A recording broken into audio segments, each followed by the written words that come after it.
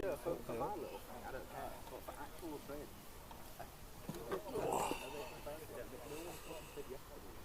and you know, like I know my message came across confusing because I didn't talk to you or whatever. But Lachlan's trying to sort it all. He's been in Italy, he's been in France, he's been all over the place all summer, and it's like that's fine. I'm delegating. So I think it's trying to sort. But is there any sound? I'm just a bit delayed. Yeah, I can hear some sort of sound. Yeah.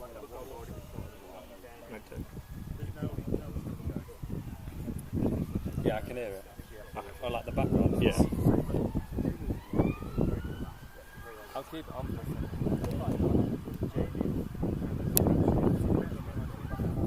It's not stuttering now. Hello and welcome. So, we are here in a nice, lovely day in Hull. And I am joined by the lovely Tobias Wilcock. And for a second while we have some sound problems.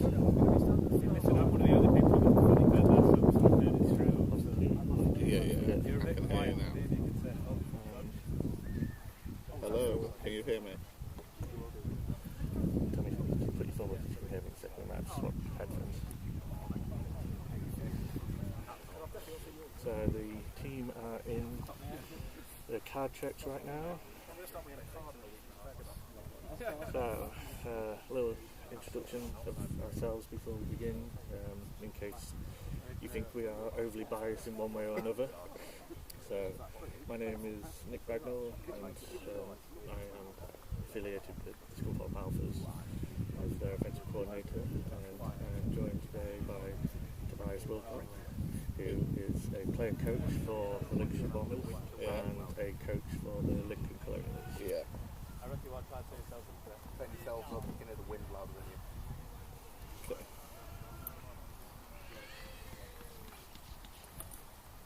Because I need to know where we're at timing wise. I've just been made aware that sound levels are optimal right now, so we are trying to fix that right now. They said it was going to be the fucking Please send your messages in to tell us whether anything needs adjusting or changing, and we will try to accommodate as we go through this. Yeah. Bear in mind, this is my first time, so I'm not sure what the quality is going to be like from my side of it, but we live and learn.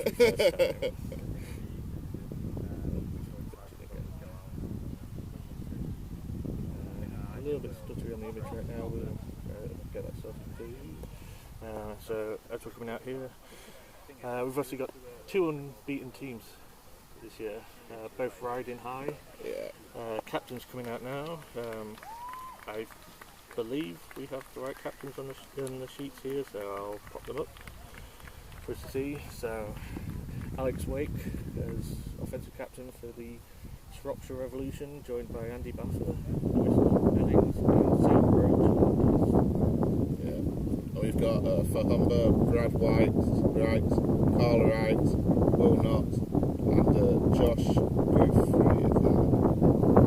I believe that's right.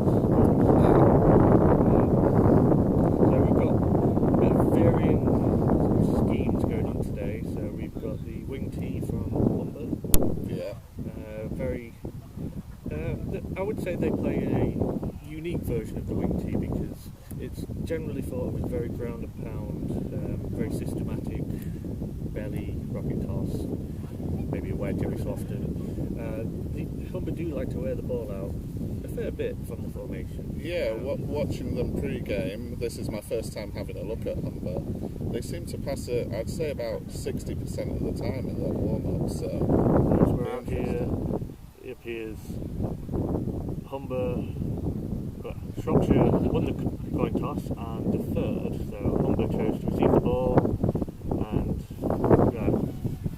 kick it off, and the umbrellas keep on flying. So it'll be Shropshire kicking off to Humber, Shropshire in the near end.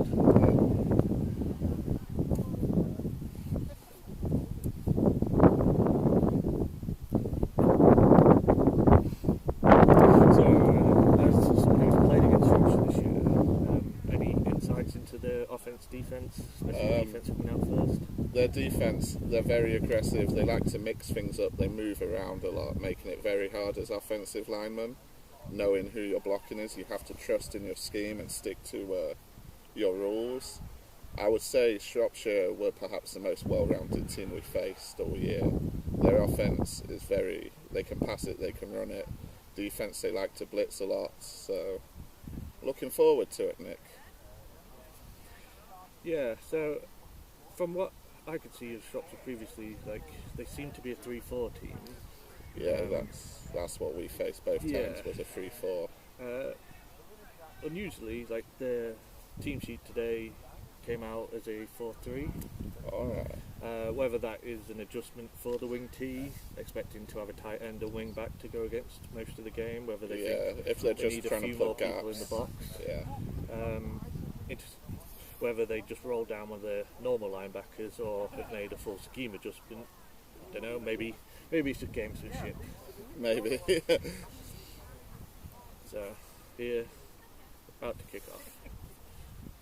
Referee is have a nice chat with the kicker. Not sure what we're waiting for, but Humber are in black and red today against Shropshire in white and purple, in case no one knew. So, ready for the kick-off.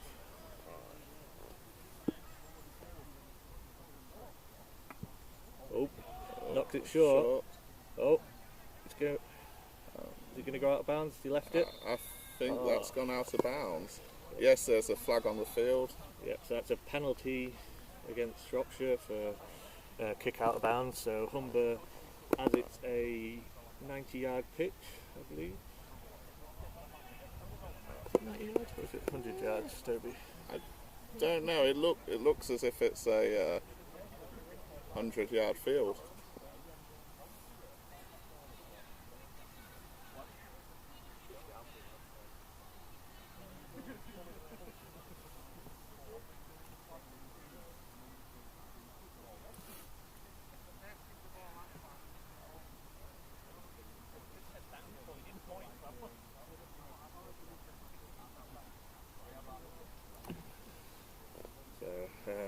I've been told that the wind noise is nice and high.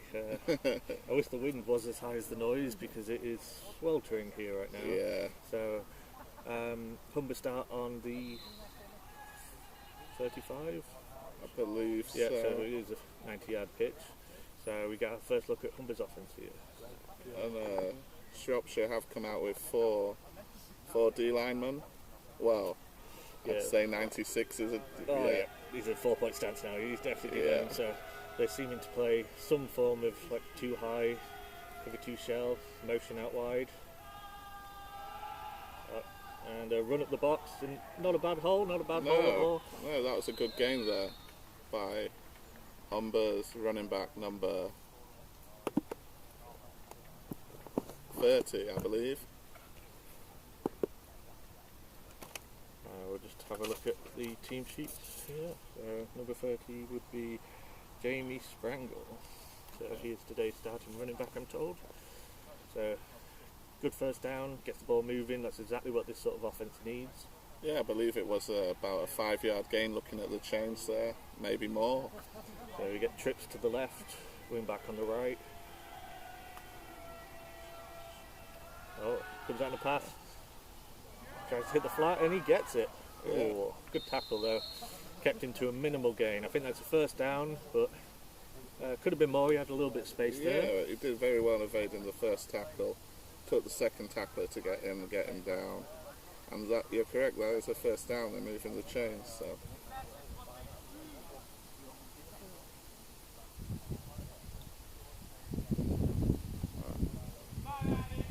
Humber will be hoping that continues for the rest of the game, obviously. But as talked about earlier, it's kind of what the Winkies built on, is just slowly grinding the ball, but there is space for the pass there. Shropshire are starting to creep into the box. Number 22 is getting closer.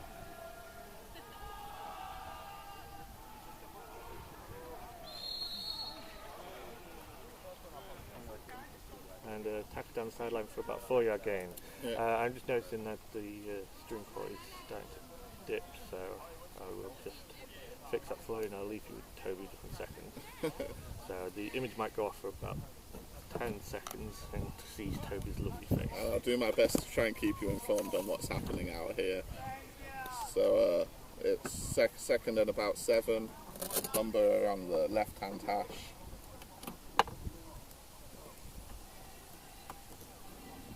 They've come out 2 wide receivers lined up on the left, possibly a tight end on the right.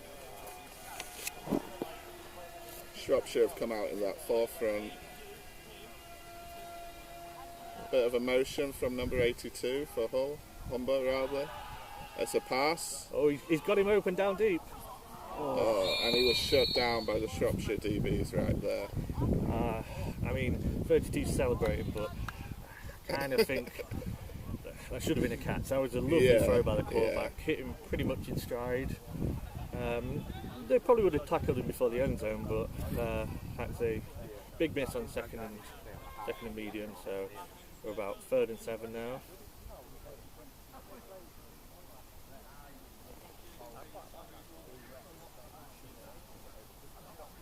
Interesting to note that Shropshire seem to wait in a formation with their cornerbacks out wide, sort of preemptively guessing the formation that's going to come out in. We've got a double stack look here from Humber on the left-hand side. Yeah, and 22 is trying to creep towards the line, whether they hit that with a screen. Oh, he chose not. Chose to give it. Oh, not a bad hold there. No, and what are they giving that as short? No, they're giving that as a first down. First down for Humber, yeah. So I can't really see the screens. Okay, yeah, we're fine.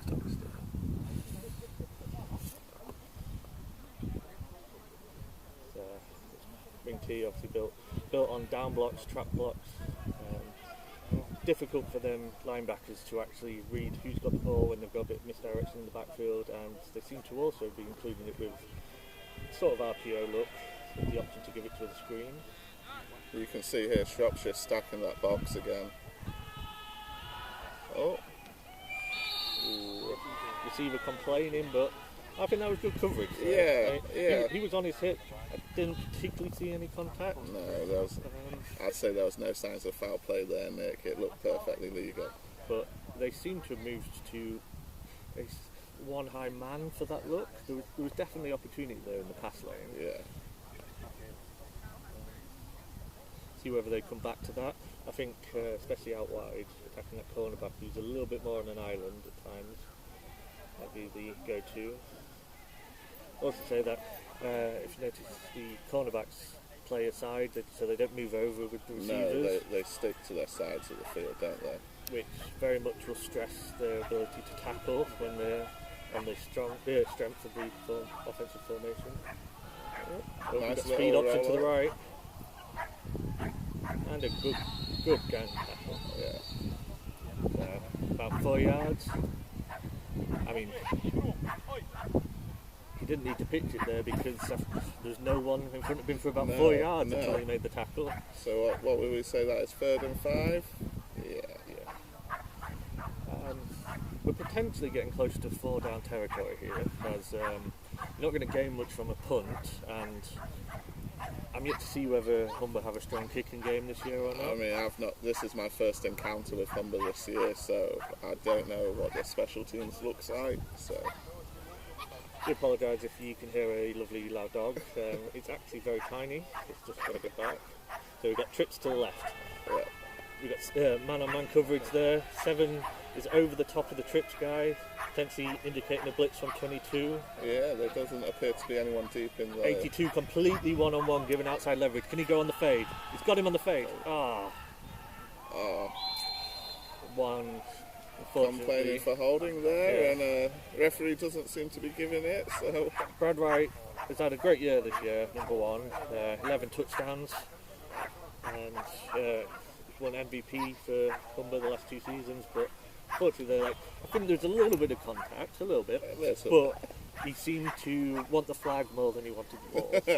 I mean, as an offensive lineman, I love a bit of contact, so I don't know what my ball catching ability would be like, but we've got Humber on the punt here, I believe, looking at it. Yeah, so see if we can get a coffin corner punt. Shropshire with 2 back to return it. Yeah, not overly wide though, seems as you'd expect this to be going towards the sideline, and that's exactly where it's gone. Yeah, it's coming. It's going to leave it. Oh! I mean, that bounce. Yeah. First bounce was beautiful. Basically popped it up. You might not be able to see it on the screen because of Tobias's lovely camera work, but bounced on pretty much the half yard line, went straight up. Second bounce, bobbled into the end zone. Is it up or down to bring it down? Okay. So, touchback, so we'll be starting on the 20.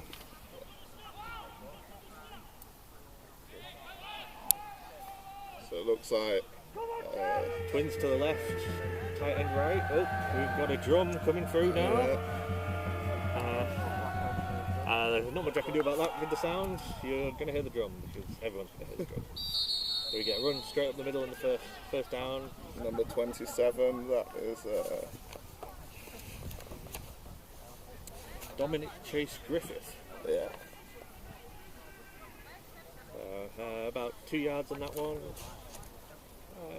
Not the worst first down from play. Like, you just want to start setting a tone, I think. Yeah, just sort of grind it out slowly to begin with. Figure out what Humber's defence is all about. Yeah. 27 is a good running back, so giving him early carries is not a bad idea.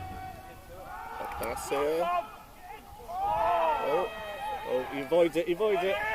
Needs to get rid of that ball. And he's just overthrown it, yeah. I mean, that was a great pocket presence there by the quarterback, so... Yeah, he kept the play alive well. Maybe dipped his eyes a little bit when he first felt the pressure, which I think got him off of his initial reads, but he managed to find his check down out there at the end. He just missed the throw. See if we can get some connections going now. So we've got 70 in his helmet. Clipped back in. So Twins to the left again. Wing back to the right. Safety 33 has moved to the middle of the field a little bit here. So too high, but they're quite central. He's got the shot down the sideline. Can 84 bring it in? And he has! He's gone! He has gone all the way! Oh no! What a great tackle. Yeah. I mean, not a great play for Humber as a whole, but I mean, that chase down at the end was superb. That safety, I think 33, creeping to the middle of the field, unfortunately meant he just couldn't cover that side. Yeah, it just opened it up a bit too much. When you're in that too high look, them cornerbacks are expecting a little bit of help over the top. So, see if they can punch it in here. So we are first and goal now. Now then, you alright? You Sam? I'm alright. Can you see it, or is it? Do we need to move it over slightly? All good. A nice little run there by 27.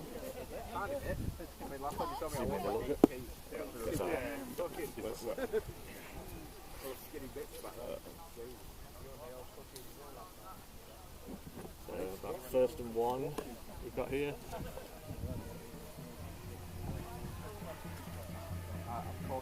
A little bit more of a heavy set here, so we've got one receiver outside each way. Got stretched to the right, finds a gap. Has he made it? And he is through. So first points on the board for Shropshire. Nice little cut up on the wide zone there. Ooh, we might have a flag on the right hand side. Some deliberations by the referees.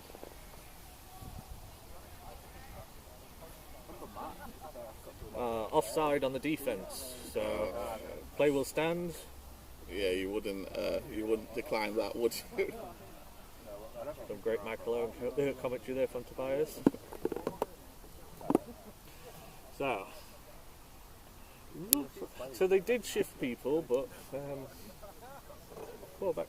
Oh no, we are going to kick it here, so they're going to go for the points. They go for one. Humber seemingly not going to try and put too much pressure on this, just wanting to make sure they don't try anything funny. Yeah. And the kick is good. Yeah. So, first on scoreboard, Shropshire. That's a little bit of a kick in the teeth for Humber after a pretty good first drive. One big, managed to get to the 35, just sort of stumbled. Quarterback could have had a touchdown if his receivers had hands, but Switch back to us. you get a lovely view while the camera decides whether it wants to work or not. It is a lovely warm day.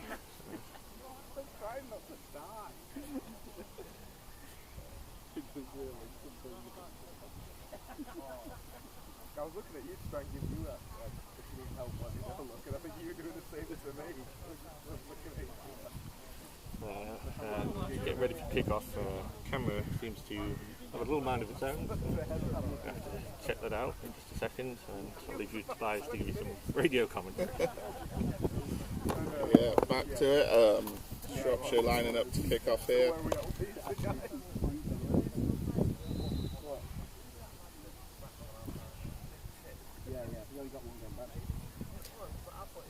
Oh yeah, he said he'd retired. They didn't want him banned for it. Nice deep kick-off down the middle here for Shropshire. Humber faked the end around on it. He's stopped. Oh no, he's not. Brought it up to about the 35-yard line based on where the ref's standing. Ryan. We apologise for the inconvenience here. Nick is trying to fix the camera, but for now you'll just have to deal with my commentary. So apologies for that. Could you just have a look at the screen, Stuart? No, on there. I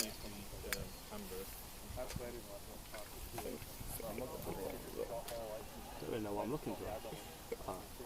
Careful, Nick.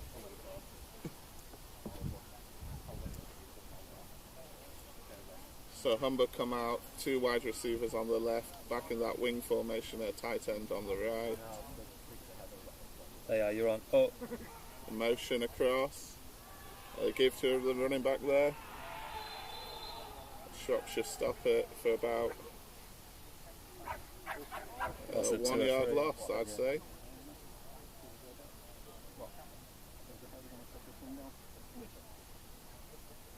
yeah, you're on.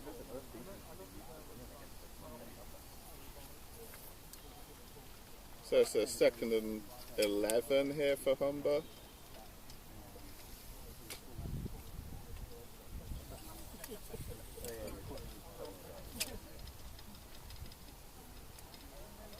Humber coming out the huddle.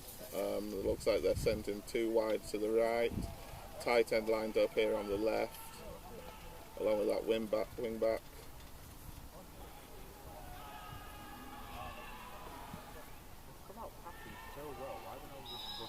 Another run to the left. I believe that's no gain. No gain. And we have video back. Oh. At least now you can see what's going on as opposed to having to listen. Yeah, I think it's that warmer day the camera decided to have a bit of a layabout. Yeah. I apologise for that. You haven't missed a great deal since there's no real movement on 1st and 2nd down. No, we're back at, say, 3rd and 10 here for Humber. Humber coming out, two wide on the left.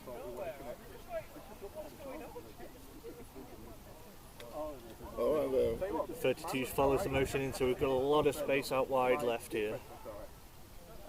and that's got to be a false start on Humber there.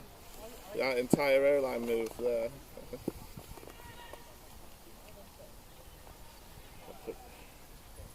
puts Humber in a difficult position. So, like,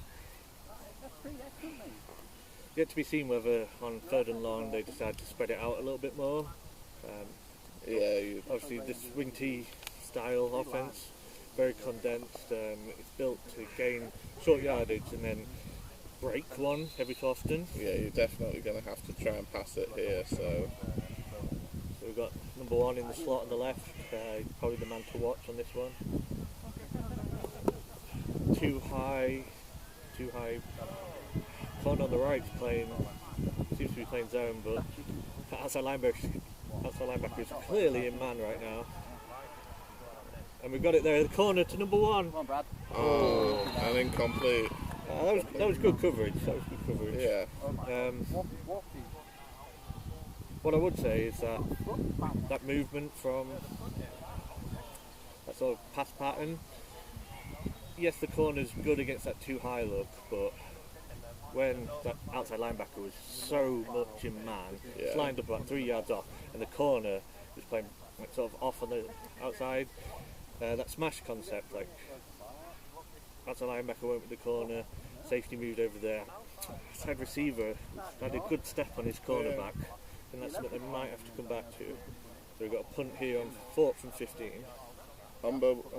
Shropshire with 2 back to return this kick. Oh, and blocked. It looks like it's fumbled, it's blocked, it's rolled out the end zone. I believe that's a safety for Shropshire. Oh, and I have not updated the scores yet, so apologies for that. So we're now up to 9-0 to Shropshire. Yeah. Fast start for them. Yeah, this is surprising after Humber's big victory last week against the Surge. I was expecting a little bit more from Humber. Yes, see, I think this is the deepest Humber's ever got in the playoffs, so it's going to be nervy for them out there. Oh yeah, this is the first year I believe Humber have actually qualified for playoffs. So yeah, Shropshire on the other hand. A team that have got quite a calibre playing Div 1. Yeah. They've got promoted and come down a few times. Yeah, they've been a very up and down team recently, going through the divisions of Brit Bowl here. Started off in Div 2, went up to Div 1, spent a few years in Div 1, came down last year to Div 2 and have just stormed Div 2 so far. Yeah. I think Humber, they need a good stop here, and then they just need to keep on going with their offence. There is gaps there, there's plays to be made, and certainly don't want to get out of their offensive structure too early. No. While the game is interesting, there is now 3 dogs about 10 metres away from us who are too cute for me not to look at instead of the game.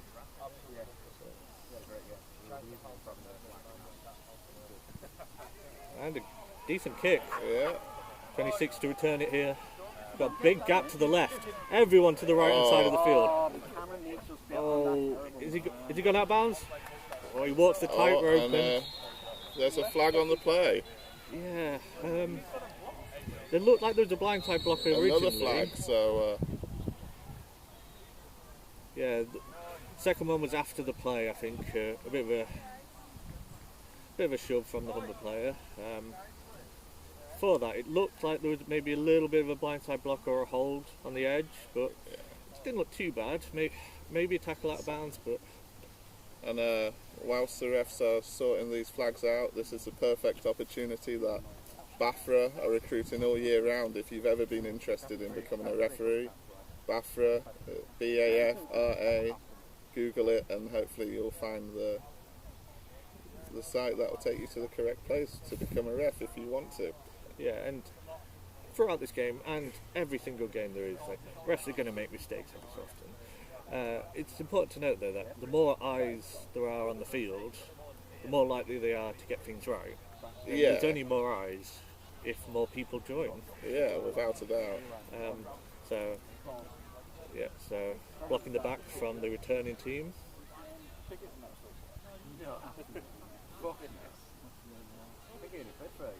Blocking the back during the play, then after the play, unnecessary roughness Shropshire. So That will set them back. Yeah, that almost voids off that impressive kick return there.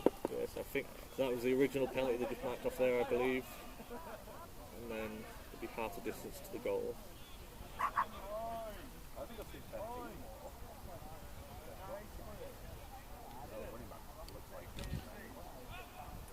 And get marked back a little bit further. So I'll use this little bit of time to show the Shropshire defense. Starting offense. So quarterback, we've got Alex Wake. Backfield, Dominic Chase Griffith. Featuring some other players we'll get to in a little bit. One slight disappointment for me today, after seeing their other team sheets, was the best name for a lineman in the world isn't in their starting lineup today. So good run on first down there. Yeah, I believe that's a 2-yard gain roughly.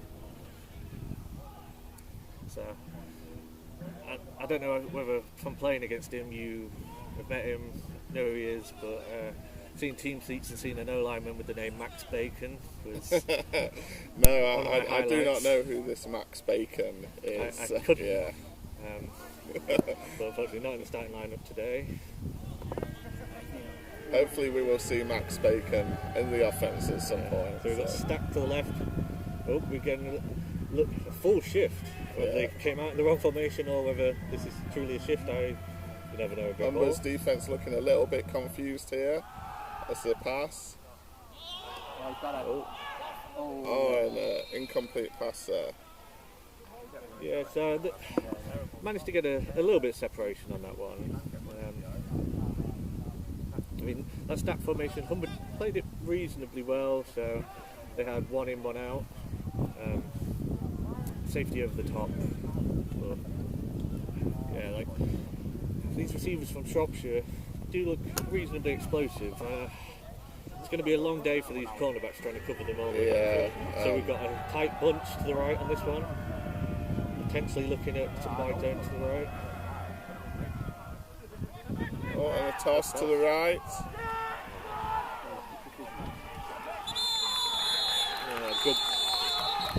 Good pursuit by the Humber defence. Running back was slipping and sliding and them tackles, but enough people getting in there to stop and slow them down. I'm not sure what happened with the block scheme there, because as they lined up in that tight bunch, they had the number advantage to that side. Yeah, there was a numerical advantage. Humber stayed balanced in their defence, whether just an assignment error cost them on that one, but we're going to get Shropshire's first punt of the game.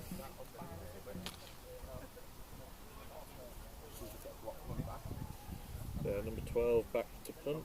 I believe it's Adam Naylor. Yep. Yeah. We used to play D-end many years ago when we played these guys. So. A little bit of it. Oh, he died, you got that, Sam. Oh, and he's going to return it. Oh, this guy has decent lane. Rugby guy. Ooh, good tackle down there. So interesting, refs didn't pick it up on that one, but I don't believe the Shropshire punt team was ever actually set. That guy who went in motion never actually stood on the ball. Maybe got away with one there. Yeah. Again, more reason for people to join BAFANL there. But decent return, taking them past the halfway line. Hopefully, try to be unbiased, but I want a good game. I want high points if possible. Hopefully, we can see Humber generate something here. Hopefully, Humber get this ball moving, get some points on the board, and we've got a good contest. Yeah, if they're going to wear it out, I would quite like to see them go to number 82 on the left sideline. Especially when that free safety on that side is playing number 1 a little bit more. So right now they've only got 3 over 3, so we could be seeing a screen here, and especially if 22 is creeping down, the screen to the left is wide open. And it looks like it's an outside zone to the right. Is there a Shropshire think they've got the ball. Number 1 on Brad Wright for Humber seems to have the exact same opinion of me that ball should have gone out on the screen. Yeah. But Humber chose to give the ball instead, and Revs are back on offence. Yeah. after that stall on that drive. I mean, there's nothing better as an offence to, yes, you want to get things corrected on the sideline, but to instantly get told, oh, you can go back on the field and fix some errors. Especially with a lot better field position now than you had before. Yeah, as an offensive lineman, I hate starting from inside the 5. Yeah, unfortunately, don't know who got that strip there because there was just too many men getting in there. It's good technique from Shropshire. We've got Twins to the left, 8 spread well out wide to the right. Going for a pass here. Out. We've got a wheel up the right sideline, slightly underthrown. Number 7 makes a good could play. have had that on the pick, I reckon. So number 7, Sam Kelsall. Yeah. So he was Humber's D Player of the Year last year, and he comes out here and makes a big play on that one. He's also a Hull Sharks player, I believe, so shout out to the Hull Sharks. Yes, with our connections here, we are big fans of both the Hull Sharks and the Lincoln Colonials. I'd say Lincoln Colonials more so than Hull Sharks, but that might be a slightly biased opinion there, Nick. So we've got 33 playing one high in the middle now. 8. A false start by number 0, Billy Archer, I believe. We'll wait for the refs to clear that up. Not sure it's a false start, it seems he's playing defence, mate. Neutral zone infraction, is that the one? Yeah, he holds his hand up, he knows what he did wrong. Yeah. And so does the guy next to me. Yeah. So a 5-yard penalty. It potentially gives Shropshire another chance to take a shot, so we've still got one high. 18 playing inside leverage on 84. I mean, he's giving up a fade right now. Can the quarterback hit it? Well, it looks like we're going to hit the wheel again. He's got a step on him, and it's just overthrown. Incomplete. Oh, I mean, while that fades there, that wheel is also wide open right now. Yeah, slightly worrying for Humber. Maybe, especially on passing downs, need to get out that one high look and go back to what they appeared to come out in, actually. Yeah. That too high shell. Give a little bit more help to them, that outside linebacker and cornerback out there. Shropshire coming back out with Twins to the right. Yeah. Still one high look, very inside leverage again from 18. Oh, and another incomplete pass here. So I'm not sure how much of a passing game Humber's had to face this year. I went to Doncaster Mustangs versus Wakefield District Raiders. Is that what they're called now? The Wakefield District Raiders? And both teams were very run heavy. Neither team really appeared to pass it. So this could be one of the first looks that Humber's had against a team that can actually pass the ball well. Yeah, there's definitely spaces there. He seems to like that slot to the right, whether it's on the flat or the wheel, whether he can get off of that first read and maybe hit the slant in behind as we progress. 7 nearly gets the block there. Coming an hour and he should not have taken that ball, in my opinion. Yeah, is that that's definitely within the 10. Yeah.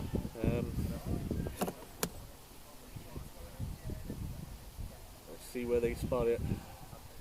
General rule of thumb, unless you're a very gifted returner and have a lot of confidence in your blockers, is you stand on the 5-yard line. If it's going over your head, you let that go. I don't think you're going to find Devin Hester in Div 2 of Brit Bowl somehow. Yeah, you do see some good there talent are some out there. good kick returners. I was out at the GB Lions men's trials, and I was impressed by the Div 2 players out there. One especially who took the move up to Div 1 this year, Ryan Wakelin. Yeah. Maybe slightly biased. No, Ryan, former teammate of mine, incredible wide receiver. If you watched stream last week for Nottingham, he was incredible and arguably should be in the GB squad. Yeah. There is talent in Div 2 and it will shine through. So, first down for Humber. So, one wide each side, attacking the tight end on the stick. I'm not sure what the arguing is about. I mean, definitely incomplete. Yeah, I don't think he ever had possession of that, and I think Shropshire thought they might have stripped it, but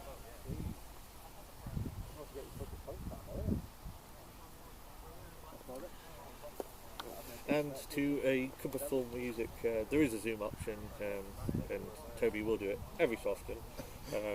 He's a man, as an O-lineman, very much one thing at a time. very simple-minded, and having my hands full is... So, receiver split out to each side again. Quite a bit of space, so sort of 2 quarters / cover 2 look. Number 1 seems to have the beat of 30, but just not going to him right now. Whether with it being backed up, they're just thinking to just try and grind out some yards, make sure they've got room to punt. Unless this is part of their plan, run it to the right and then eventually hit number 1 on the left when they're a bit distracted trying to contain the run, but we'll see. Yeah, well, play off football now, Toby. Yeah. Don't hold anything back. No. If you think you can hit number 1, throw it. Balls to the wall. Yeah. What number's party there? 47? So, yeah, 3rd and 11. 1 to each side again. Number 1 to left, number 0 to the right. Zero. Number 8. Quarterback, good move in the pocket, gets out. Get up the sideline. I believe Oh, he that's was a at the first sticks. down. What are the refs saying, Nick? Are they giving that? One of the spectators, John Milford, in the crowd is saying that was short. Laundry on the field anyway, isn't it? If it was in Scotland, it'd definitely be short. Oh yeah, the ref appears to have marked it short. 4th down. Oh, penalty. Yeah, looks like 3rd and 15 here. I'm guessing holding. Can't be much else in the backfield No. there. Maybe that was how he managed to escape, but not too bad. Never know, maybe the cameraman will zoom in again so we can see.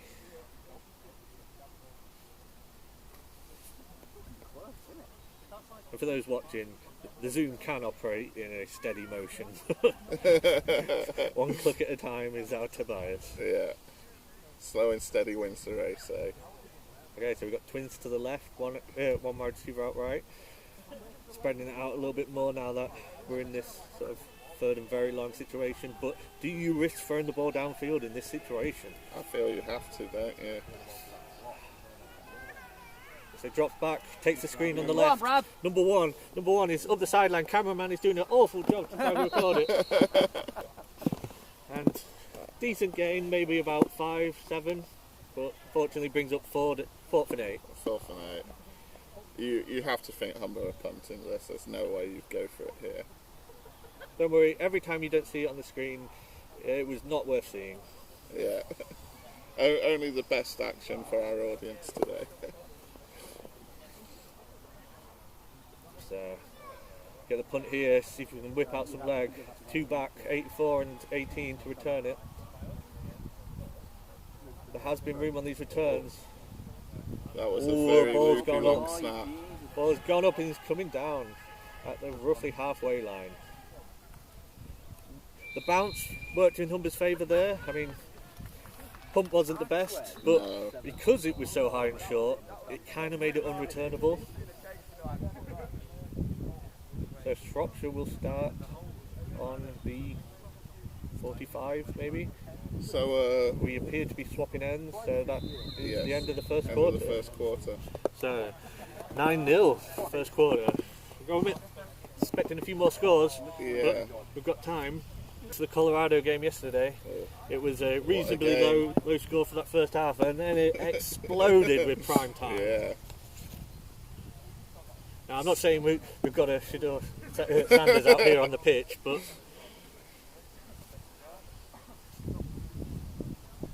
I'm sure winning team will get a bit of prime swag on Yeah. afterwards.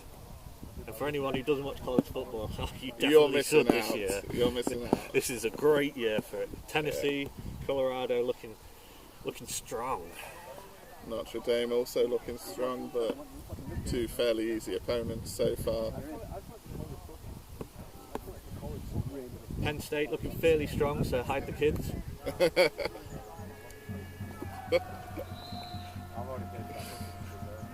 Okay, we're back here with Shropshire on offence coming towards the camera. Nice toss out wide, and he's also tackled.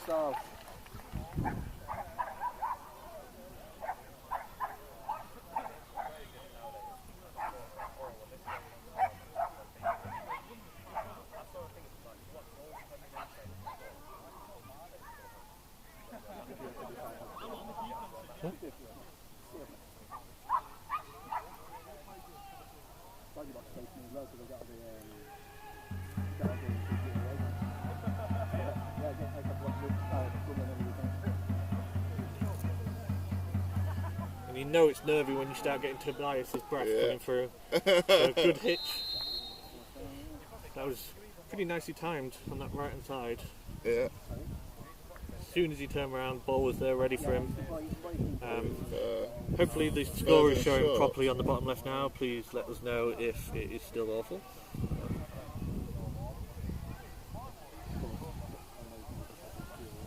And Billy Hewitt watching it from California. Wow, an international audience. That's some dedication, because if I was in California, there'd be better things I'd be doing probably. Yeah, without As much a as doubt. I love this. Although he has got the week off before the NFL starts. So drop back, pass to the right into the flat, makes a move, but 42 excellent gets tackle great by tackle. 42. All over it there. And look, unfortunately, Fink just made the fourth down. So First down. Sorry. First down, yeah, that's I don't know why I'm saying unfortunately, because I do not support either team. no, a total neutral It here, was Nick. just because it was a good tackle. I felt like Keeping him, making it 4th and short, but no, we have 1st and 10 here. I'd like to point out support here today is pretty good. Yeah. Decent amount of full turnout, and lovely to see players from other teams coming to cheer on Humber. Yeah, we've got a few Bombers here, a few Hull Sharks, some Alphas. One to the left, 27. He looks shifty. He's gone. What a spin broken the move! tackle. And he's broken another one. Can 89 make it? 27. He's gone to the races. He's gone He's all got the way. it. We might not have a Shador Sanders, but we have a Darren Sproles out on the field, ladies and gentlemen. That was a hell of a play. I mean, Without a doubt. it was schemed up fairly well from Humber. They had the men there. That dude is just a baller out there on the I field. believe when we played Shropshire at their place, this guy, he tore us up, I believe. I'm going to shout out 99 saying hi to his mum and dad. 99 would like to say hi to his mum and dad. Just wave at the camera. Yeah. I mean, after some of that blocking, he deserves to say hello to his mum and dad. That's a YouTube camera. Let's watch 99 fully here. Go on It's for not a the bad camera, stance. Not a 99. bad stance. Can he get that inside block? Oh, he goes outside first. He let his man. He let his man get inside him. No doubt Did he will just not enough. be reviewing that on YouTube later tonight. He did just enough to push him inwards, I think. Just enough. Yeah. I think maybe he's worried about some threat off the outside, but at that wing-back position on field goal, you've got to be thinking inside first. Oh yeah. So that was. If his mum and dad are watching, tell him to take a post step first. No kick steps. No kick steps on that field goal. Post step, block that inside. Come on, mum and dad. So that was an unsuccessful extra point there for Shropshire. So that puts us at 15-0. yeah. Still plenty in it. Whilst we wait for kick-off, just to give you a quick shot of the crowd that's here in attendance in Costello Park. You know, we got a nice turnout for a Brit Bowl game. Yeah, plenty of Hull Sharks players wanting to come down. Plenty of Alphas, plenty of Bombers. Yeah. We as a region support each other when we do well, and keep saying I'm trying not to be biased, but Some teams have done better than others this year. Let's just leave it at that. yeah. 2 teams in the region made the playoffs. Not going to name the two. Out of the 3 teams. And he's gone for his little squib kick. Man. Not quite short enough to be onside. Is he scared of 9 and 28 returning it? That is the question, because that wasn't quite an onside kick, that was just a squib kick. Yeah. And it's given pretty good field position for them. Yeah. Unusual to come out in that when Shropshire have looked good tackling. They've got the athletes, they've got the players on the sideline to be able to chase down the field. Coming out here, Humber offense now, see if we can get something going.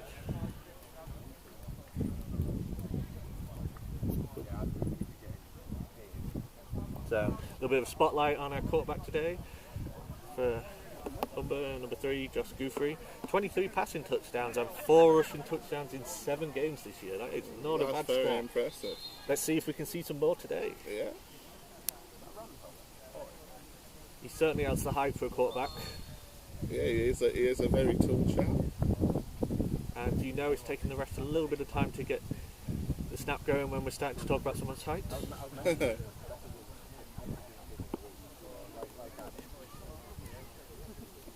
sure what the hold-up is about here. Players don't want the game to end, they're enjoying it that much. And number 12 is on the field without his helmet for Shropshire. He was not happy with that referee. Oh, I believe it was the kicking tee. Ah, okay. Maybe I'll let 12 off. Maybe he was happy with the referee. He just wanted his toy back, Nick. Let the man have his toy. Okay, so we've got number 1 spread out to the right. Oh, we've got trips to the right. Yeah, quads to the right. The wing back from that side as well. We are very heavy overloaded. Imagine a run that way. Yeah, we get the trap. Running back Still just stuffed didn't. in the backfield. Running back needs to see that kick out block and just attack inside of it. Yeah. Maybe it was designed to be a log block or to go second level, but if you see that kick out, you've got to go in behind it. Yeah, without a doubt. Trust your O-line. I'm sure you'll get it as the game goes along.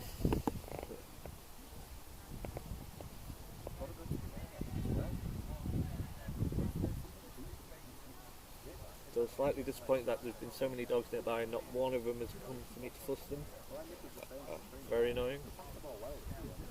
Dogs over football every day. I can see plenty of dogs just looking around it. That's not very nice. I mean, of the 4-legged furry variety, of course.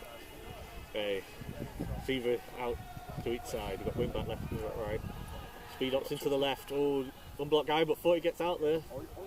Come on, mate. Keep going, keep going. Good effort. I'm not sure what the Shropshire guy was doing at the end, trying to drag the Humber play back, but decent push. Down is 3. So we've got 3rd and long. You've got to imagine screen or maybe a shot to number 1 on this one.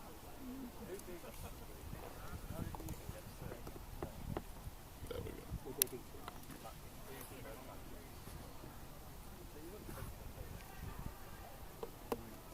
go. 2 out to the left, wing back and receiver to the right. Got number 1 lined up on the right out here. Yeah, defense playing very off on the left and the right side. Quarterback drops back, he's got a man. Got the ball out, number 1.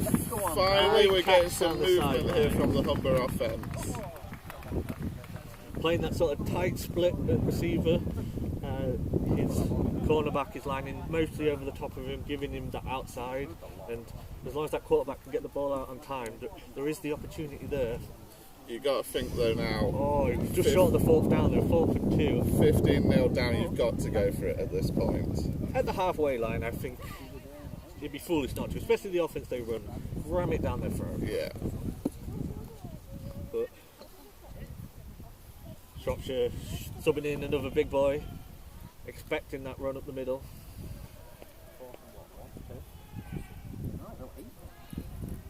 4th and 2, we've got twins to the right, 1 to the left. Oh, bobbled snap. Can the quarterback do anything? And And he he's had number locked up. 90 in his face right there. Looked as if number 3, the quarterback, was not expecting the ball there. I'm not No. sure exactly what happened on that one. We're pretty good. So Shropshire get the ball in good field position. Yeah. Seeing if they can tack onto their lead.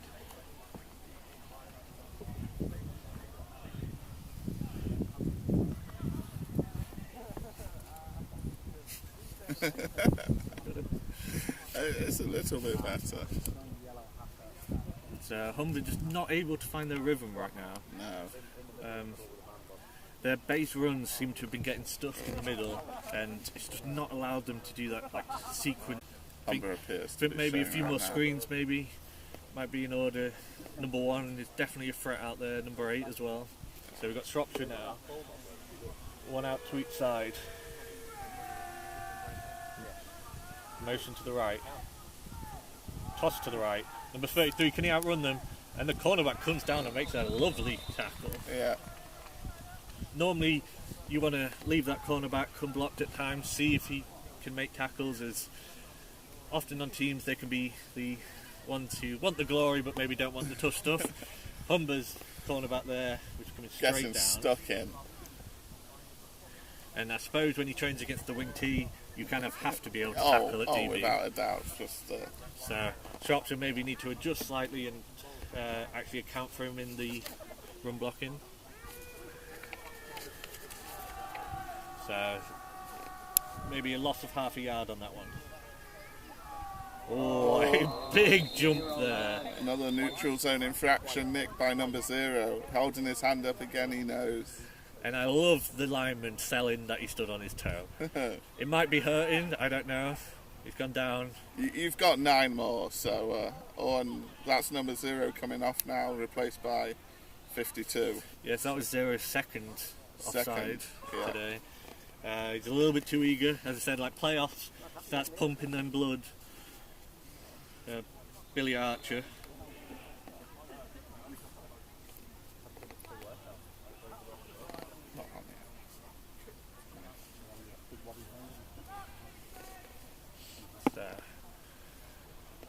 That hard count is definitely working for Shropshire. We might see a little bit more of that as the game goes along. Hard counts are lovely, Nick. Going on to getting the defence all rattled. Safeties are definitely starting to creep down. We've still got that toss to the right. Humber pick it up well and potentially loses a yard. Yeah.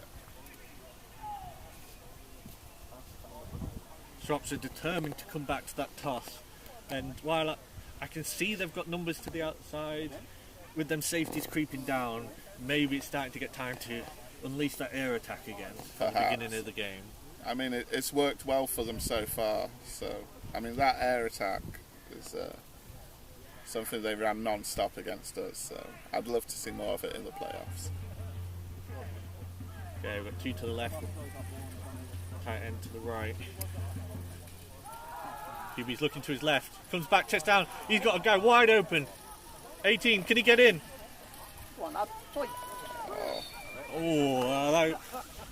Good work recovering from the cornerback safety there, but he got behind them, something chronic there. Yeah. And what are they calling this? Are they calling this and goal, or are they giving it 1st and 10? And that was lovely play from the quarterback. Yeah. First read to the left, comes all the way through, finds that fade on the right, unleashes it.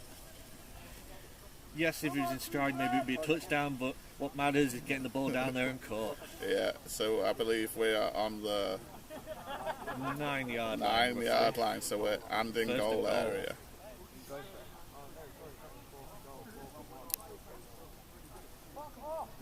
So we've got Stack to the left. Fairly soft on it. We might be seeing the screen on this side. No, we've seen the corner. 23 It's on the coming corner. right to us, and that's caught, number 23. Don't know if we got that for you. We might have just missed that.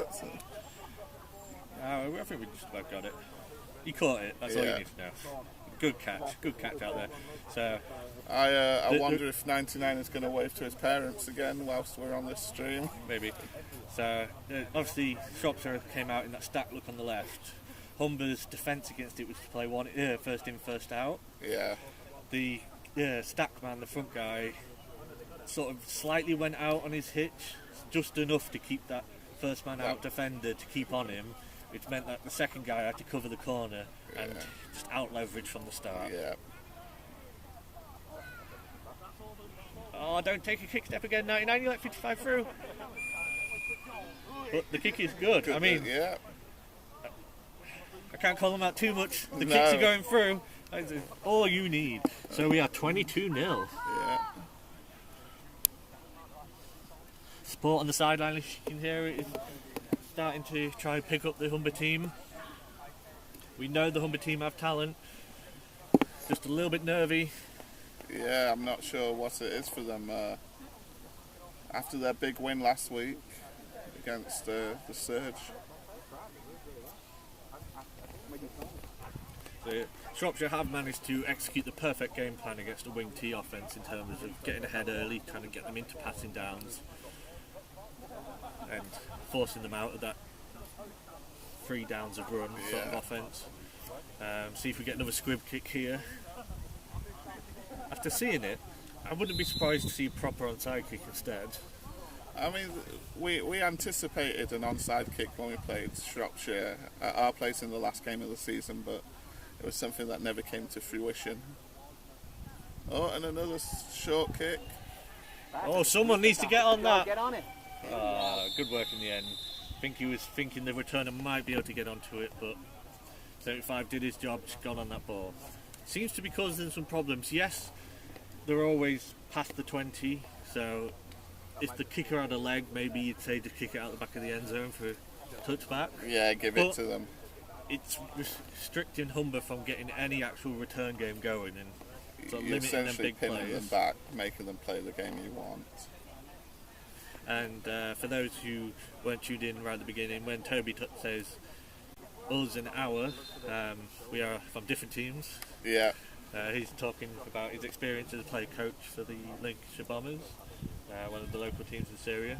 And whereas I, on the other hand, Nick is from involved with the Scunthorpe Palaces as the offensive coordinator. Yeah. But they've swapped the nose tackle out. We've now got 69 in, who's a very tall guy, as opposed to Ryan Robinson. Yeah, he's quite a brute over the centre. See if he can get some penetration in that backfield. Good run up the middle. This is a little bit more like the Humber offence I was expecting to see. Working that trap block inside, hitting it straight up the A gap. Yeah.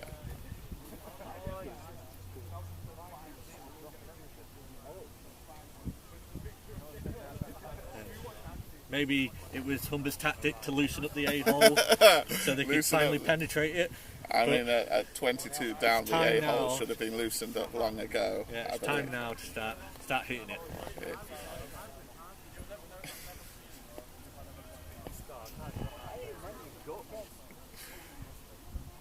So we've got twins to the right, wing back tight end to the left. More standard wing T formation that we're going to see from them, that gun wing T. Quick screen to the right to number 8. Oh. We seem to hesitate for a second, not sure what for. Don't know if number 8, with his hesitation, was looking to try and pass it back inside. Yeah, I mean, we could have been on the verge of a pretty incredible trick play right there, but it looked like he looked inside and then thought better of it. But Yeah. I mean, number 1 had a great block out there for him. I mean, he held it for a long time. at 22-0 down, you're really going to have to start opening up your playbook here, aren't you? Yeah, I'm thinking maybe that speed option, tailback throw might come into play.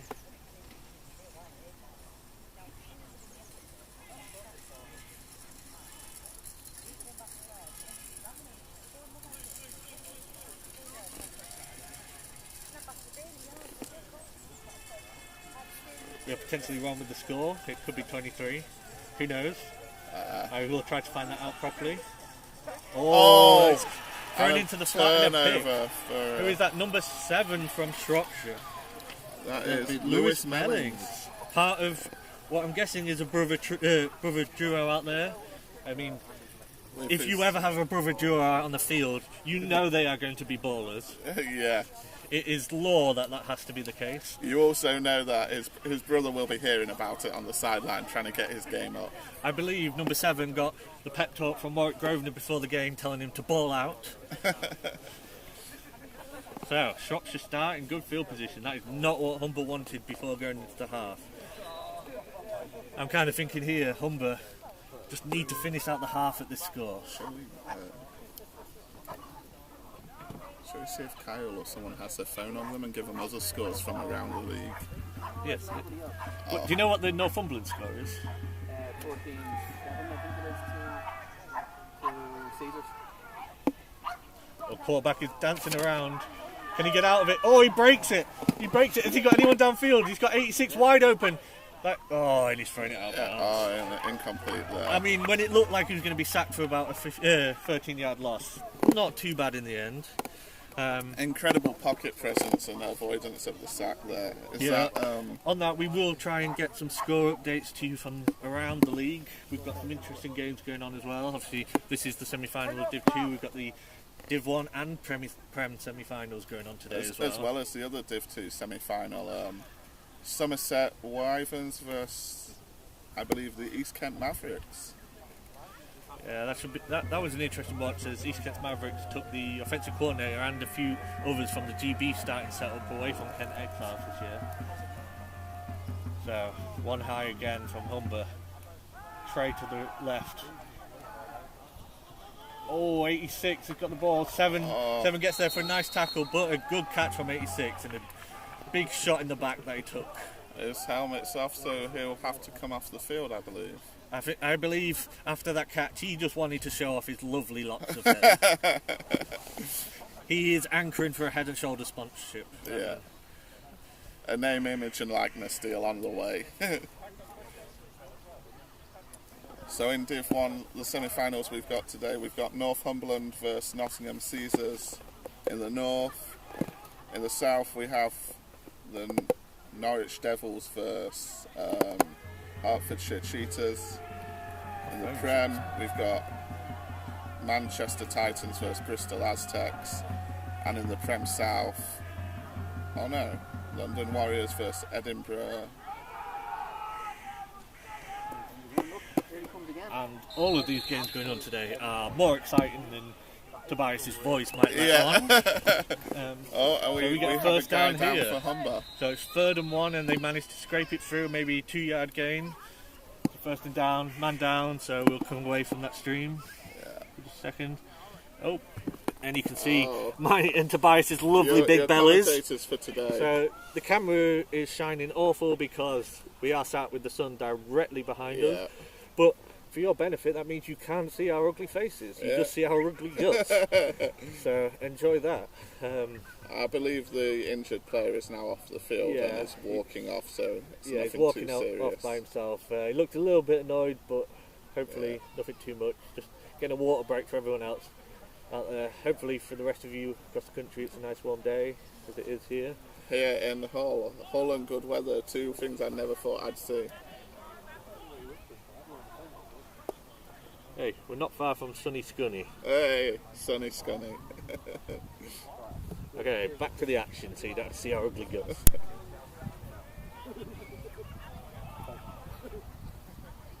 But anyone who is in the Hull area that might be listening, I would implore you to come out today. Ideally bring some ice creams with you that you can give to me, because I think that's the one thing that would top today off, would be an ice cream van. I mean, there is a McDonald's down the road, Nicholas, and far. Just Eat is a thing, so you could get it delivered to this park we're in today. And other companies are available. We are not sponsored by Just Eat. Or McDonald's on that behalf. Although, for any company like that, simply bringing me an ice cream would be enough for me to put your logo on the screen. So we've got one high again here. Run to the right. 17, looks like he's got a bit of a gap. He's exploding off the edge. Can number 1 stop him? And he streaks down the sideline. About 3-4 yard line. That was a good hard run. Number 1 seemed to have the corner on him to be able to cut him off, but 17, I think, surprised him a little bit with his pace, rumbling and tumbling.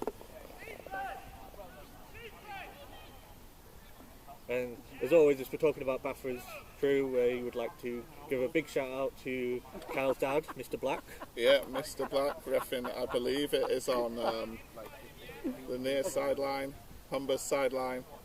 I promise to try and not swear at you during games in the future.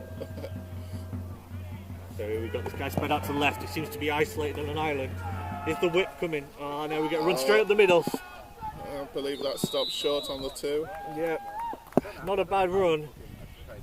They had a gap open, but linebackers are filling fairly well by Humber. So that was 33 for Shropshire, which, let me get my chart, would be Jamie Aitkinson. Jamie. Yeah, we'll just call him Jamie. Apologies to any of the players if we've got the pronunciation wrong. Oh, we need to see a whip on this left-hand side. He is isolated completely. Will they target him or will they just hand the ball off again? Play action. We got flat to the corner. Did 12 get it? Oh, great play from number 7. Oh, number 12 is up. You could see the disappointment in his face there. 12 might be lucky that Tobias is an awful cameraman, so maybe didn't get it. Yeah. But number 7 came steaming in at the last second and made the play. Oh, that's a 2-minute warning. I mean, that is the area of the pitch I would be attacking when they get to this great splits. There's basically one cornerback covering a third of the pitch. Yeah, that's where your room is on this pass game. You need to start exploiting it. And as everyone in Britball should know by now, if you're near the end zone, corners are money. Oh, yeah. Or just punch it up the gut as an O-line, you know. Yeah. So we got locked up again on this side. 33's drifted in, but they're going to hand the ball off in the wide zone right. And he hits the cut lane and he makes it in for the number touchdown. 13. So Jamal Ennis Malhado. That's probably not how you pronounce the name, any part of it, but we'll go with it. That was a lovely run. Jamal. He hit wide zone on that right hand side. You got the bounce, the cut up and the cut back. He planted his foot on that cut up and exploded through the hole. A beautiful job by Shropshire's offensive line creating that gap there. So it's likely, so I'll add the scores on in a second. It's likely that it's still going to be wrong. I will find out at half time the exact scores. But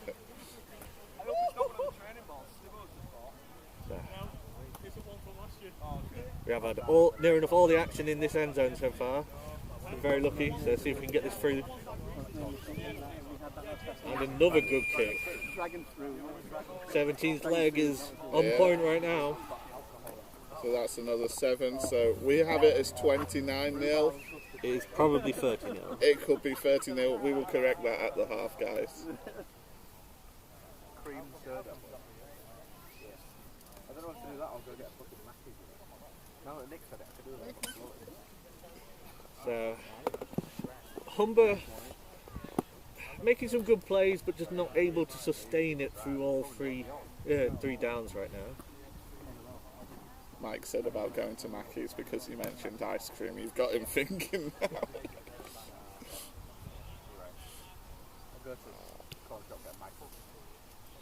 So the people sat right next to me now talking about going to get ice cream.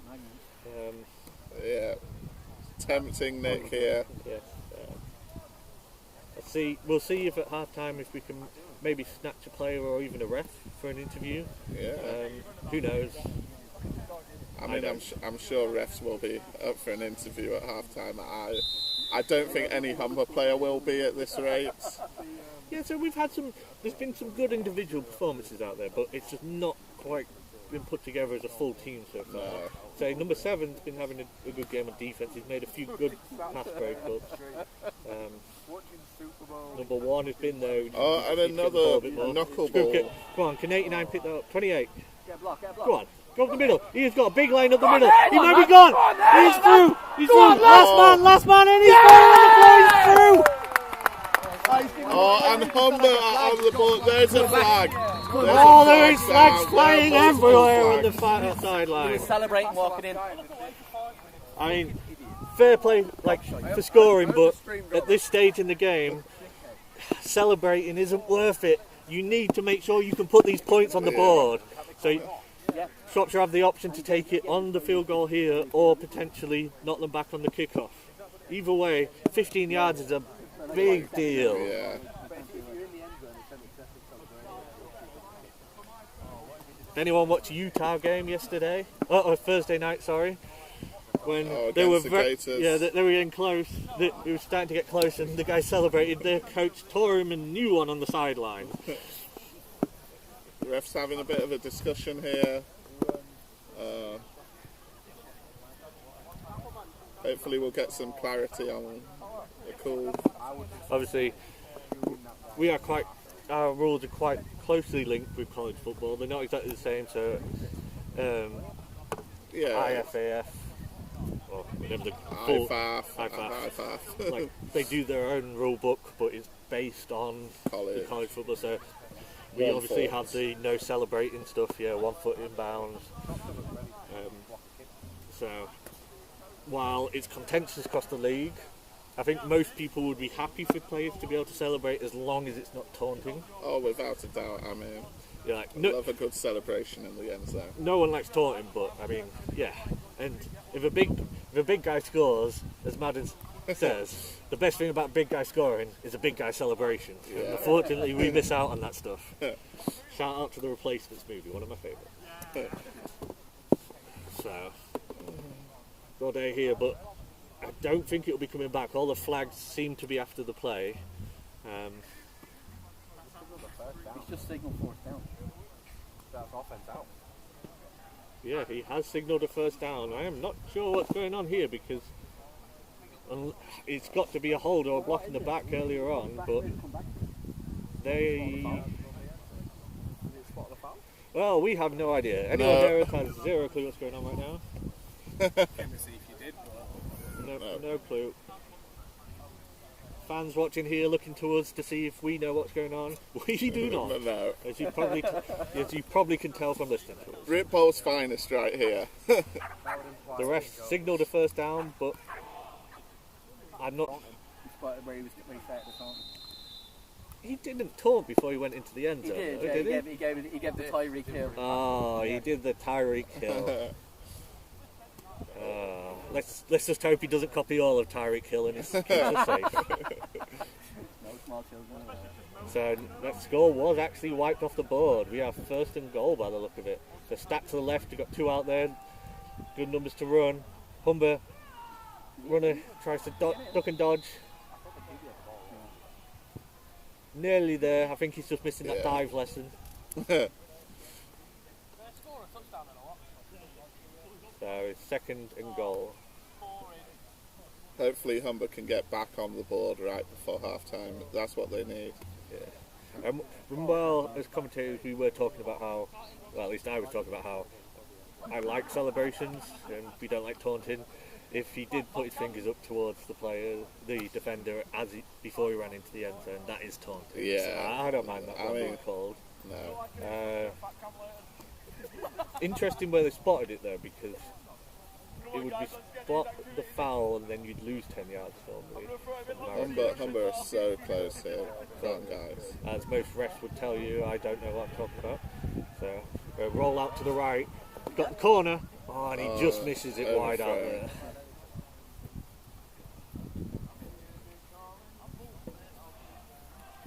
Shropshire trying to make a big stand here before they go into the half. And they received the ball. We've already had the 2-minute warning, so there is not long left in this half. No.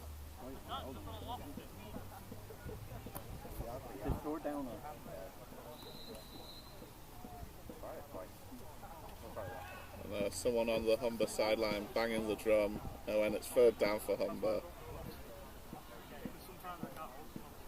Humber must have called a timeout here. Yeah. While as a human being, I dislike people banging drums and stuff on the sideline. That drum is miles better than Nottingham's horn. So yes, the Nottingham crowd last week were pretty rowdy on the sideline, up on that balcony at the David Ross Sports Village with cowbells, not so much, horns. Yeah. Not so much chanting, but more just... So you can all appreciate what it sounds like, that awful noise of a goose honking. Yeah. I mean, Adam Simeone, who I went to that game with last week, was very hungover, and he did not find it a pleasant experience up on that balcony.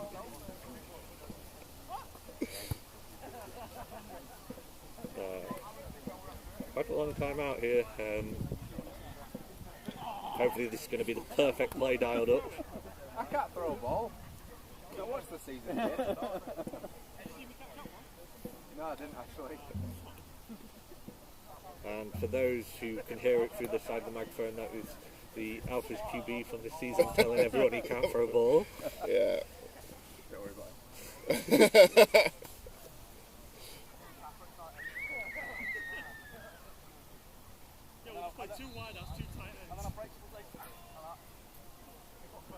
so we've got 3rd and goal. Big crucial play here. Yeah. 40 is unmarked right now. Snap the ball. Oh. But it is also like a greenhouse. Ooh, that technique from the cornerback though. He's gifting him a fade. Can the quarterback put the ball out there? Oh, he ran it in instead. Incomplete again. You know Humber are they're gonna have to go for it here. Going for a field goal, getting 3 points does nothing for you. So the bench concept to the right wasn't a bad one in terms of corner from the tight end and the flat from the wing back. But that, yes, NFL level you want sort of a deep, like a crosser across the back of the end zone so it comes into view. But the quarterback seemed to read left to right instead of right to left. So that in mind, I'm not sure why the receiver on the left was running a deep in, especially against very inside leverage technique.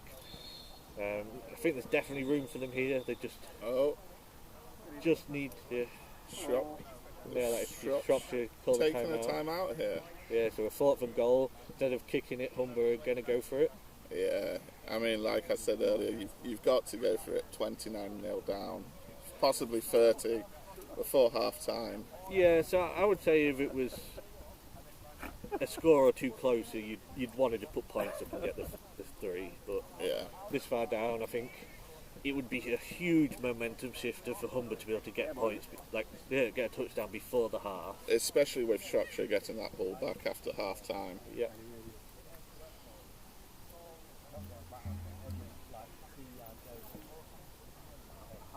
They're having a fight for those two. So, once again, a timeout that's lasting about 3 minutes. The refs having a lovely chat in the middle of the field, other than the one who's out at the back. Unfortunately, not invited to the conversation. Oh, by myself. I called standard Red Bull. Old school. So, Shropshire ready. Come on, Humber. Let's get the game a little bit closer.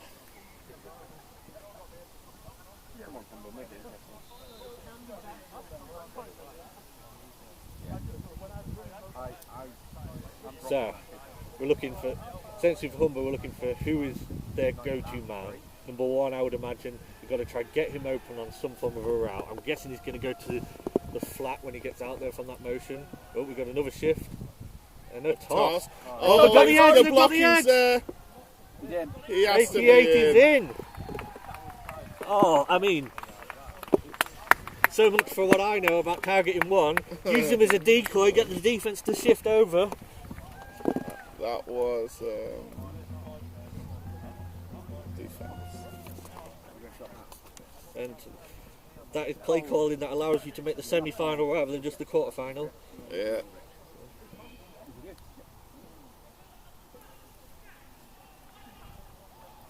And 88 Jack Story, that was. With his 6th touchdown of the year there, I believe, if our stats are correct. And the kick is good. Yeah. So, 7 up on the score. Let's see if I can mess this score up on this side.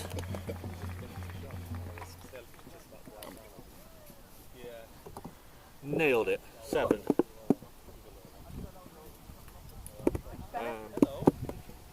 I can get you, sorry. Ice cream? Anything in particular? Anything that's not nuts. Right. Thank you.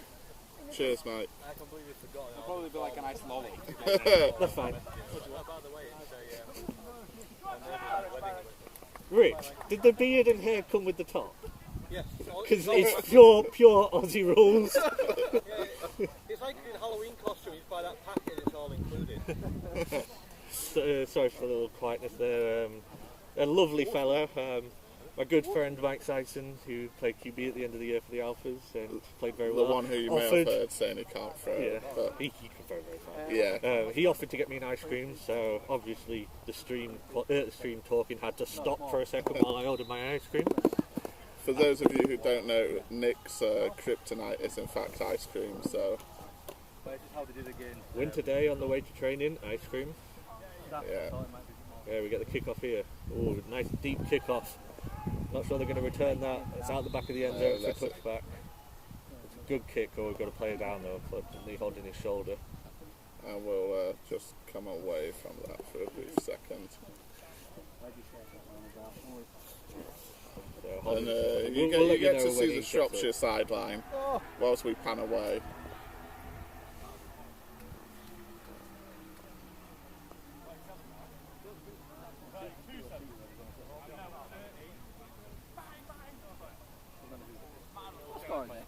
And hopefully everyone watching gets the view from the image that this part of the country isn't the worst place in the world. There is a couple more worse. Yeah. You're only allowed to call it awful. Rather than 29, but we will correct that at half time, guys. So Oh, and it appears they have called blown the for half. half time, I think Shropshire told them that they were just going to take a knee for the rest of the half, so the rest called the half. and rightly so, as you would. So we've finally got the scores correct as we go into the half. Please feel free to go get an ice cream during the break. Yeah. I mean, you can feel free to do whatever the hell you're doing, because Especially to our guy no watching control. in California, you'd have to hope that it is in fact ice cream weather in California. Yeah, I mean, even if it's 7 o'clock, even 7 o'clock in the morning, ice it'll be cream that for warm, breakfast. It's ice cream. Yeah.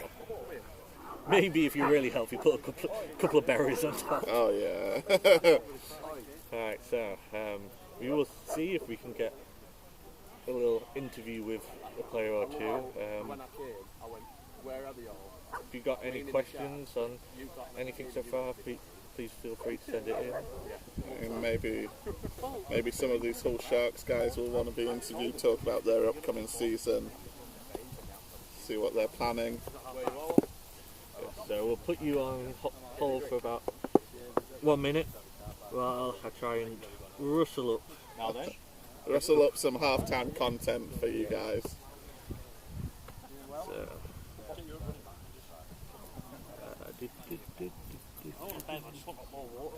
Yeah, no, I'm not getting that.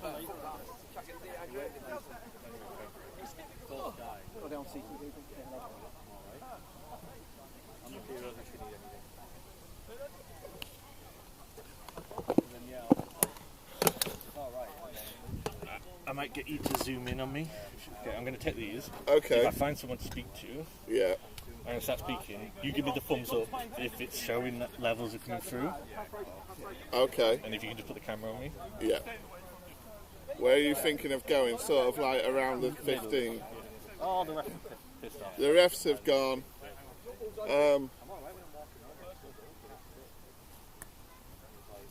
Where's my walking stick? I do not know. No, where am I walking stick? Who's the most senior player, like president-wise? Is there a president from Hull Sharks here today, or a vice president here today? Jimmy DC or Alex rather than the head coach. If you're looking for players, you've got the QB number 3, probably been here the longest. Oh, so no, like just watching. 8 to 7. Do you mean, are you asking the Hull Sharks? Yeah. Hull Sharks, yeah. Oh, Sharks. Because I was just going to do a little interview about Hull Sharks. Where's Kai. You've got Brucey somewhere, hasn't you? Where are you?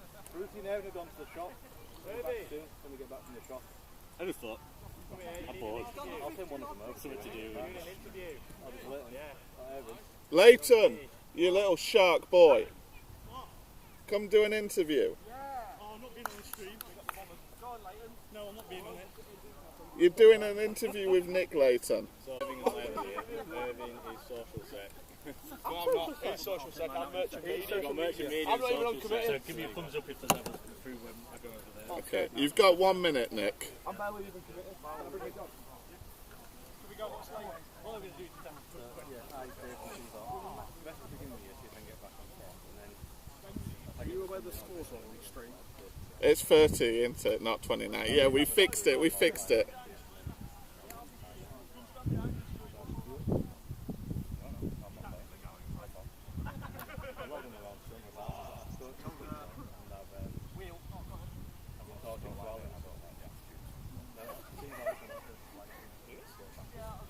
On 2, yeah. Yeah, on channel 2. Hold on. Yeah, they're both on. Nick, 20 seconds.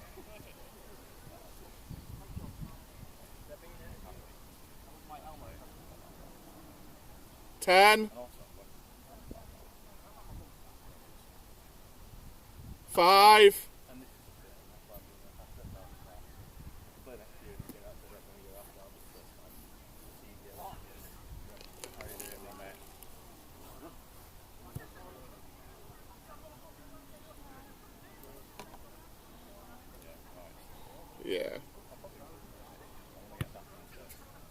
'No, come closer.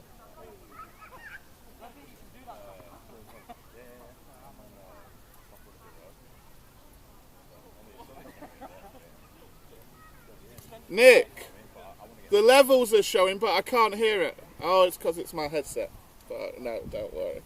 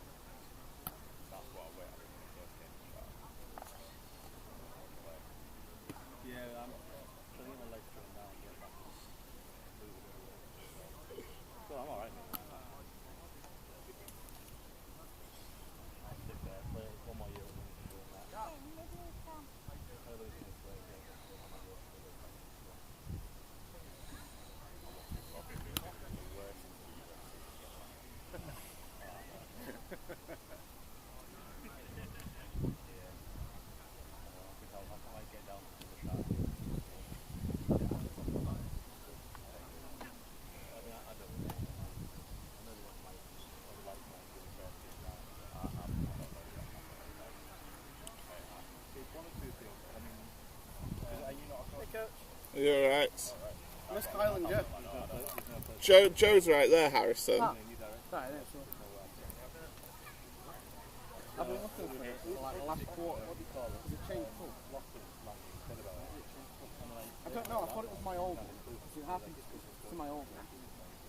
But that was from a week ago. So I figured it went like that after a week. But it was like bright pink early. Like 3.5 very hydration. But it was like bright pink, like an hour or so. So I spent a quarter looking for it. I thought it was my old one, but it was in my bag. I looked in it, I was like, there's 2 in it.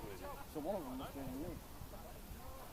The problem is that if I've done like that, fine, just get in there.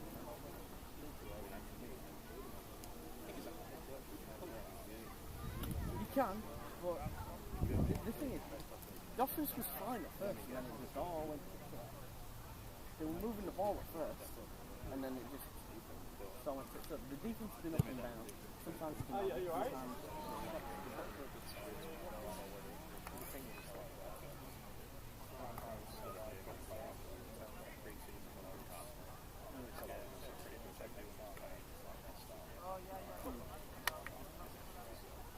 Yeah.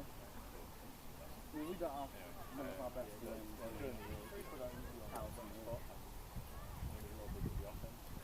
It's still winnable, but the offense is just going to get points.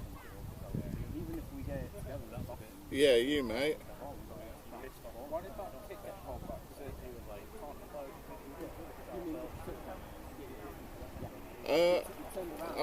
Nick's doing an on-field interview with the Hull Shark guys.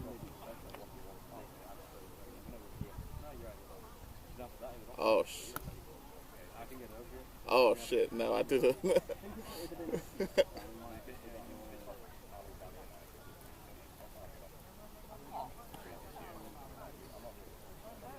Ah shit, okay, yeah, I'll let him know.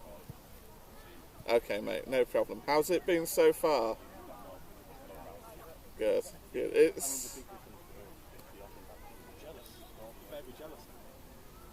That's fine, mate. It's certainly different having to commentate on it as opposed to.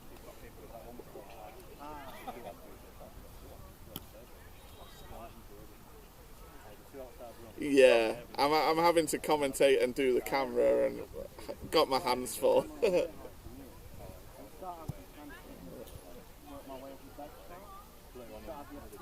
Yeah. Okay. Take care, mate. Cheers. Bye. For the record, I said looping long snap, not Lukey long snap. Well, then you missed out on your perfection. Just say you did. Did you hear Nick saying, "Oh yeah, you've got to grease up the A gap and penetrate"? I've also said, yeah, there's some dogs about in Hull today. Oh, commentary's tough. Yeah. Why? Because you're having to like describe it. Right. Describing what you're seeing. Toby, am I alright to go over? Go for it. I want to get involved. Go for it, Kai. As long as... Yeah, go for it. You're live on YouTube right now, Kai.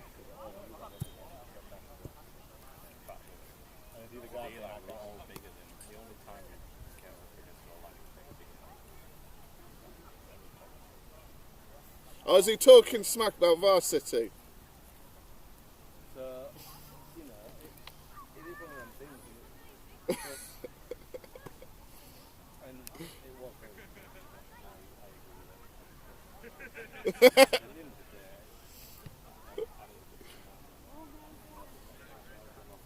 Shark boy. What was he saying? Oh, it's alright. I mean, last week. Tell them how big the month come down.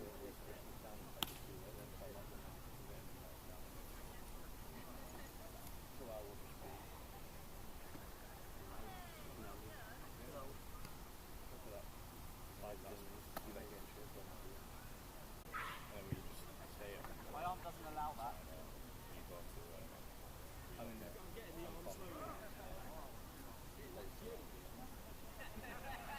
all I'm doing is I want to go and install.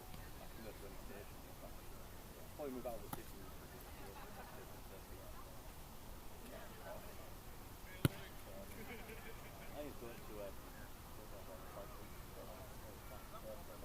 Hello?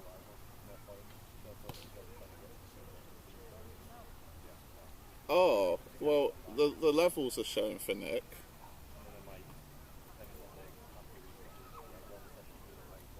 Oh, I don't know how you're hearing me because I'm miles away.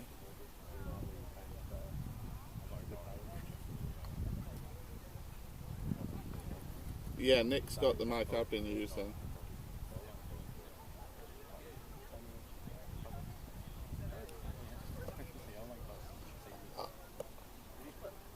Okay, because all the levels are coming through fine. Okay, send me a message. Okay, bye.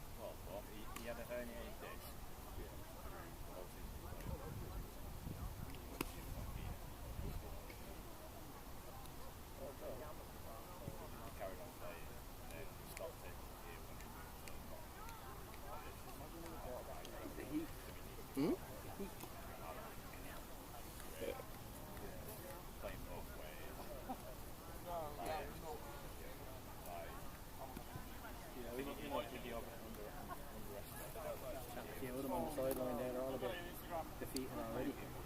Yeah. I mean, that's the thing, you win 50-0 and then... They were saying, a few of them said to me at the end of the game, like, oh, it'll be an easier game. I'd say Shropshire are the most well-rounded team we've faced. Could they hear you? Hey? Could they hear you? A little bit, but I'm not sure how, considering Nick has my microphone. Simi put a quote in the chat, is he talking smack about Varsity?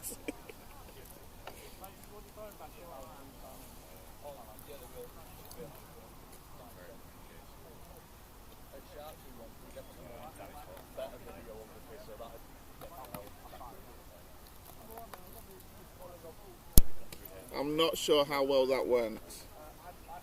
Andy rang me saying he could hear me. You? Yeah, but you were out there with my mic.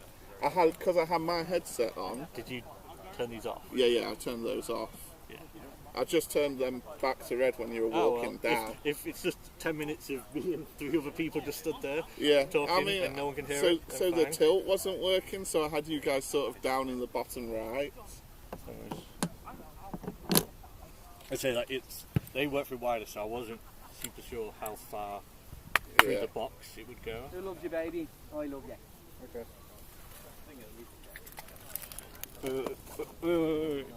Sorry. Thank you. Come on this time and sit. Alright, so I'm just going to switch the camera 1 second. Say that to Demi when she tells you she loves you. No. Okay. Oh, the camera's got all dodgy. Ask her. Oh no, the camera's not working. I wanted to show the lovely guy, Mike Syson, who's just bought me an ice cream. You can see a white screen right now, so Solero exhaust. he's nearly an angel for bringing me an ice cream. So it's too bright for the screen for the camera to be able to record. Yeah, I couldn't get the up or down. Yeah.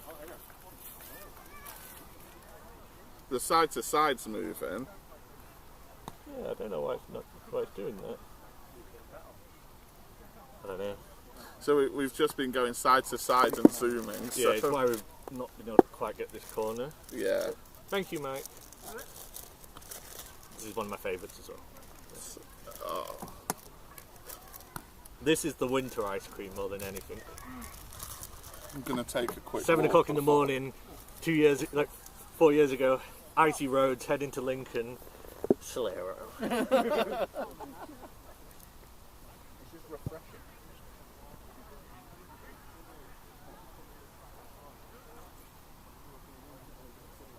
Telling Rick, annoyed at what happened last week. I was annoyed at him last night. I was bringing his hat home. Oh, mate, he would not shut up. Why? I'll let him have had the helmet on so last game because when he tomorrow. Sat in the back of his car all the time. And then Rich rings me on Friday and goes, "You definitely coming tomorrow?" Yeah, I'm definitely there. I'll bring your helmet. No problem. Brought me. I said, what, it's 2 in a row now, and each time I come to it. Except I didn't actually bring them all because I forgot all about them. I had every intention of... Could you not? Toby's a pile of shit. All my mates were messaging us, we can't fucking hear you! Do it again in a minute. Yeah, I can't. We just won't do it on camera, we'll do it here.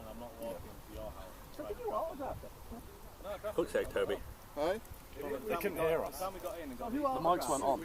No. The levels were coming up on the screen. But they weren't getting streamed. So I should replay it for you. Oh. All you can hear is you talking. Oh. So I hope you didn't say anything out of this. They couldn't hear it. Leighton, they couldn't hear it. Look, come here. I'll show you.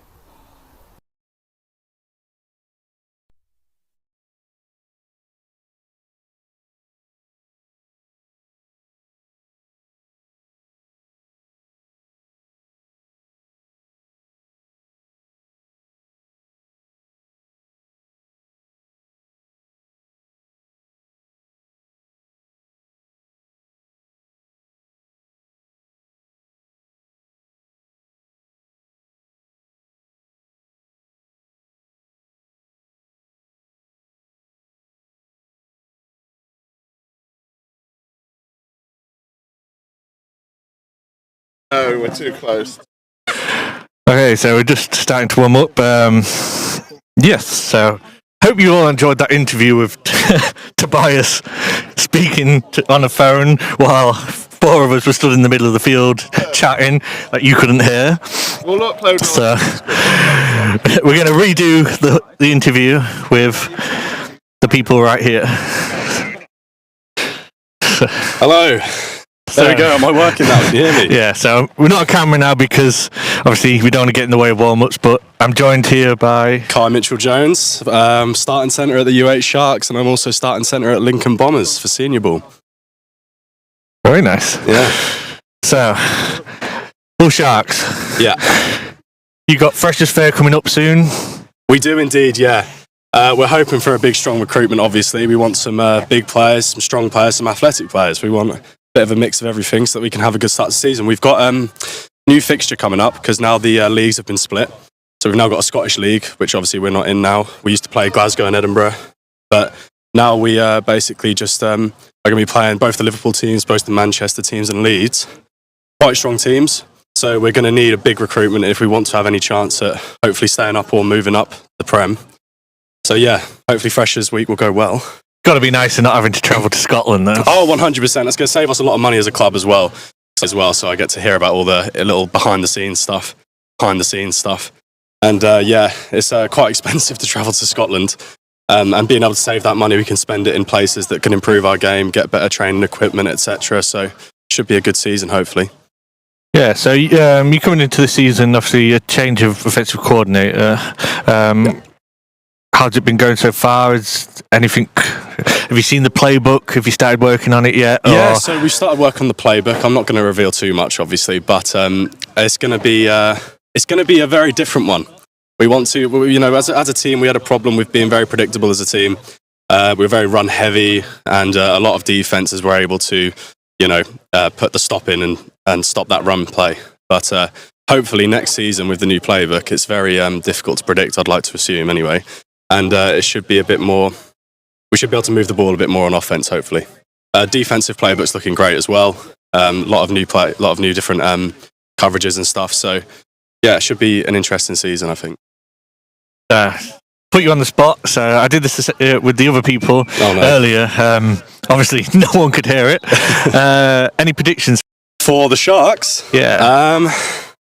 Well, I think you have to stay optimistic, especially when you're a member of that team, and I think we've got a lot of returning seniors on offense, and that's going to be a big thing for us because a lot of the time we'd lose our seniors on offense, and now that we've got so many returning, we should hopefully have a stronger line, stronger receivers, stronger running backs.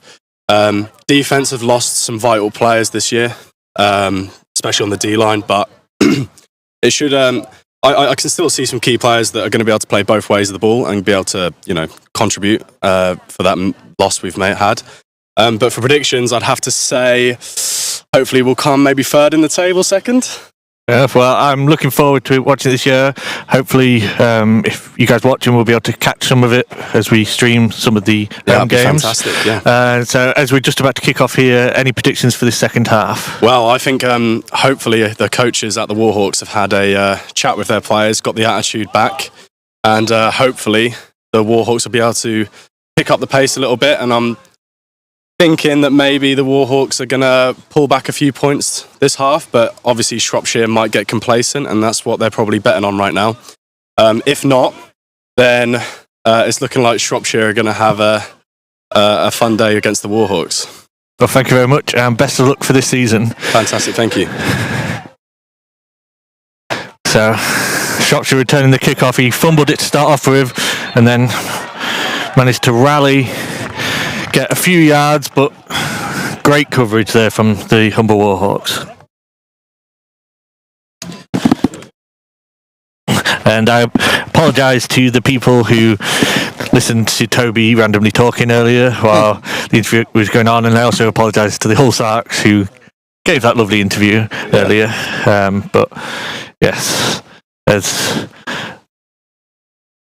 a streaming service provider, as well as a coach for the Scunthorpe Alphas, I support all the teams in the area, and yeah, we hope the best for Hull and Lincoln Uni this year as they're just about to get started, but focus now turns back to this game. So, first down run up the middle. Decent work there from the D-line of Humber, collapsing that gap. I think just a yard or two gain.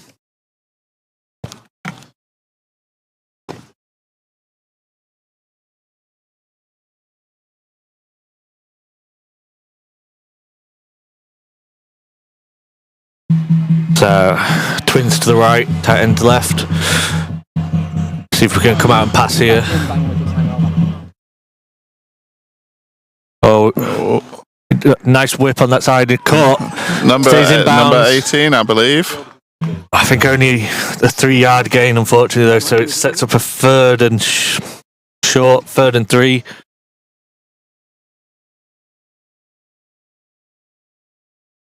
Shropshire come out in the second half. First play run, second play nice easy short throw to the sideline. Cool, I reckon they'll pass it here.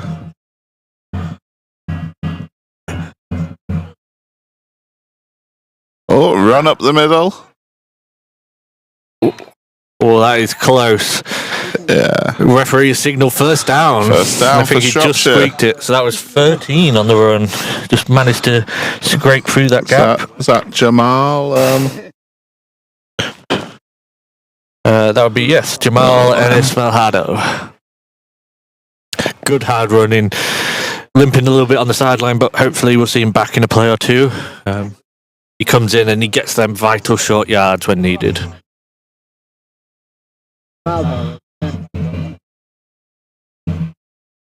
Callback drops back.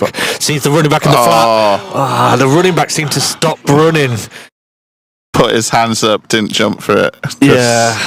He was wide open there as well. They made good yards. Yeah, and in fairness to the running back, like the throw was a little high. But it seemed a little bit like he was that wide open early that he threw his hands up, and because he threw his hands up, he just lost his speed getting out there. Yeah. Got a little bit disorientated out there. Yeah, but that flat defender got taken deeper with, I think, the slant. So definitely there when they want to come back to it with the running back. They've come back to it on this one. An incomplete to number 12, Adam Naylor.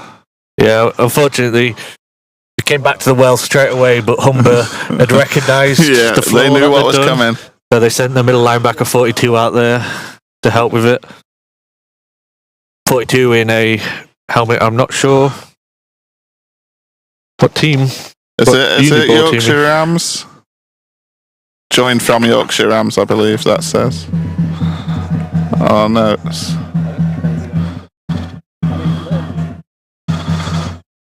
Might be the Hull Sharks uni lid. Oh, he's open downfield. Has he managed to strip it out?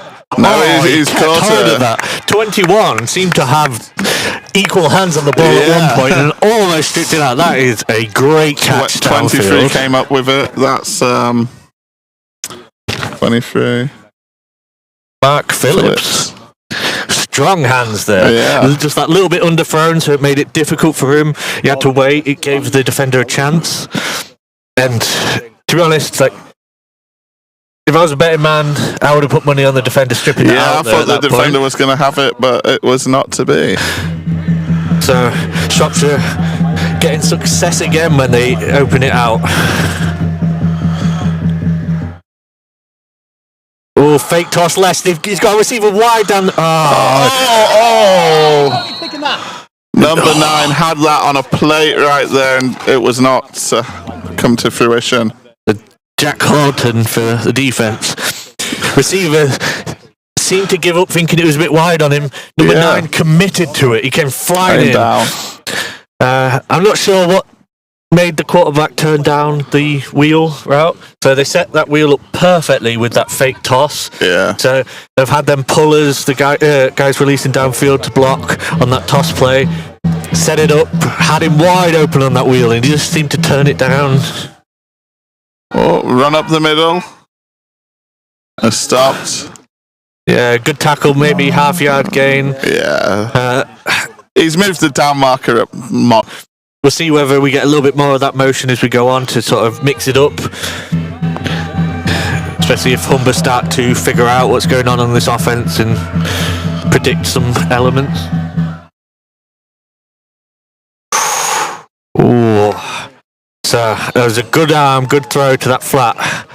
He tried to look it off. He looked down the middle and then came straight to that flat. But the cornerback was still there to make that sideline tackle. Yeah, I say he needed it to be a good throw because that guy was covered. And he was covered quite well because they're willing to give up that 2 yards for that. Are they going through this on 4th down? Yeah, so maybe something Humber can key off on if the quarterback is making his decisions pre-snap rather than just going for his reads post-snap all the time. Maybe it was just that one play. Interesting decision to go for it on 4th here. Yeah, Yeah, you'd think maybe just pin them back. Oh, and they managed to get them with the hard count. I mean, jumping offside again. I don't know if that was number 0 again. yes, I kind of feel like Humber's defence were on the same wavelength with me and Toby in terms of thinking, what? Why are they going for it here? This is a bit strange, but maybe Shropshire. Run that hard count. Maybe that's all they were going to do: hard count then timeout. Yeah. And it worked. At least it appeared to. There's a little bit too long of a talk for. Maybe they're calling it a false start, but it appeared to be. Oh no, it's facing the direction of a offside.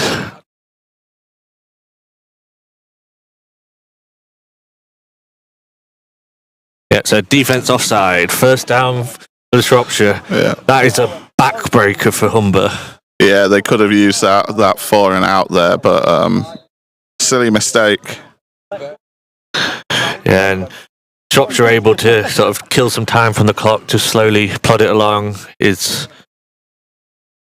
Yeah, it is not what Humber wants to be seeing right now. No. So, Shropshire spread it out again. Motion, potentially going to see a run up the middle. No one's gone with 17 on them. Oh, that is... No one in the vicinity of that ball there. I'm kind of surprised that wasn't thrown as a flag. That looked like a screen. That looked like there was people downfield blocking, and that ball went past the line of scrimmage. Yeah. There was definitely one receiver who made a mistake there. He should have been looking for the ball. Someone made a mistake somewhere. Yeah.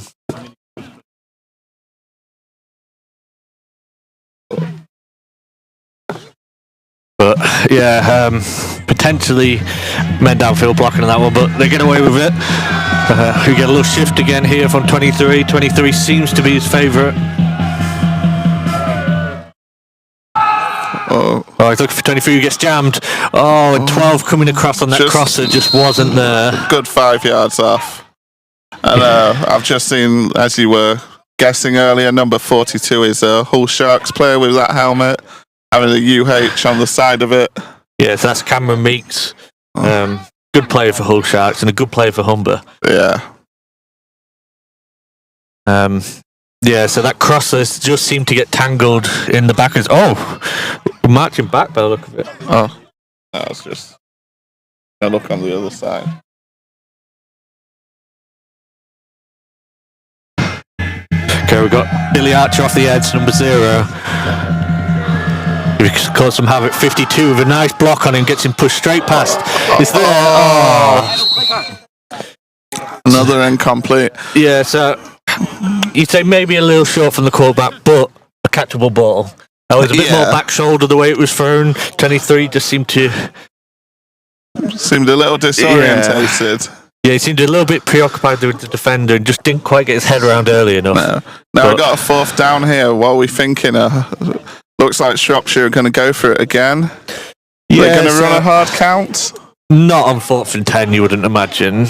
Like, this kind of tells me that they're not that confident in their kicking game from further than 10 or 20 yards out. And you're not going to gain anything from punting, so... Oh, QB scrambles. He's potentially got an edge. The ball's out there. Receiver. And it's in and out of the hands of the receiver. 18 for Shropshire, who, let me just get the name for that one, Niall Stroud, managed to find a lovely little gap there. Yeah, that's a great start for Humber. That's exactly what they'd want, keeping Shropshire from scoring.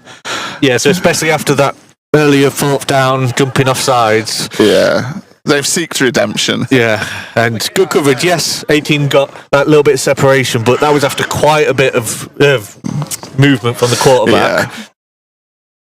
So Shropshire came out, sort of sent... They were looking for that seam on the left-hand side, but Humber, I think, is starting to catch on to that 23 as the number 1 guy. Yeah. And are starting to shade the safety over him as well as the outside linebacker when he's in the slot. Hopefully Humber can get something cooking here on offense. Yeah, so we've got 1 wide to each side. Split backfield. Yeah, a little bit of a change here from Humber. Drops back. He's got a bit of time. Thought he was there. Oh. Good play by the defence. 30 came round him. 40 for Humber, who, we'll get the name for that one, is Adam Folds. He seemed to have a step, the quarterback just a little bit behind him. I'll just pan away from that. Yeah. Ball seemed to be just a tad behind him, and 40 waited for the ball, whereas the DB came flying through to make a play on it and managed to disrupt it. Played down, I think it was the safety. We'll let you know how he is in a minute. He's just getting some physio work. He's getting back to his feet slowly, so again, nothing too serious, hopefully. But even though offense and the defense have only been out for one play, it's that one that drinks break straight away when you get the chance. Yeah. Oh, definitely in this heat, and Humber wearing a dark kit as well. You're going to have to stay hydrated in this weather. Yep. I can imagine if me and you, Toby, were in that, as people got to see our glorious body earlier, our guts. I would definitely be coming off sweating buckets. Yeah, I'd be coming off that field 20 pounds lighter if I was to play a full game. But it does look good. Yeah. In fact, both kits are pretty sharp on this field. Shropshire going the extra level with all white helmets, which adds a nice little touch. Yeah. That's all right. We've got twins to the right. Number one to me is guy we've got to be looking at, Brad Wright. He's the playmaker. We've got the flanker screen out there. Come on, Brad. Oh, that is a late hit from 75. Flags have to come out for that. Wow. So Humber's We'll pan away from that while he's down. One of the Humber star players, number one, caught that flanker screen. The slot receiver, I think, made the right choice blocking the outside linebacker for his most dangerous man. He seemed to be charging out at it. Yeah. Number one managed to just get outside of the DB. DB did a great job bringing him down, and then unfortunately 75, just the heat of the moment, that will to try and do that little bit more in the playoffs, just came flying in well after the whistle as the player was on the floor and just went straight into his side. So we're hoping Brad Wright can get up and he's doing all right, because we want to see more of him out there on the field. Yeah, we want to see more of Brad Wright. So he does look a little... So, coach is understandably not overly happy about the non-call there. Yeah, he has come out for this play, but he is back to his feet, so we'll resume. Yeah, it looks like Brad Wright might be ready to go in a play or two's time, but for Humber, it's about getting the non-call out of their heads. Yeah, it's easy to get too attached onto that. This is a non-call that, as an offensive lineman, it will rattle you with. Yeah, 75 being a D tackle. As a team, look out for your boy a bit. Is what is so special about American football is you create a good bond with everyone else there, and when someone takes a late hit on one of your players, it's like they're hitting your brother. So they need to get that out of their head. It's 3rd and about 7. See if we can get the first down here. Shropshire still in that too high look. 29 creeping closer to the centre of the field though. Oh, a bit of a slow motion. Callback pocket collapses. He just chucks it up. Will it come down? 21 comes down with it. 21 with that pick. That ball was all over the shop. So you kind of look at that and say, not the best, but no. Essentially, it was 3rd and long. That was essentially a punt in the end. Number 3 talking to the ref about something. Yeah, as you can see, he doesn't look happy. He's still slightly rattled about the non-call, and it's completely understandable. Oh yeah, and it's unfortunate for him. Yeah, as a quarterback, you want your mind focused on the reads, focused on what the defense is doing.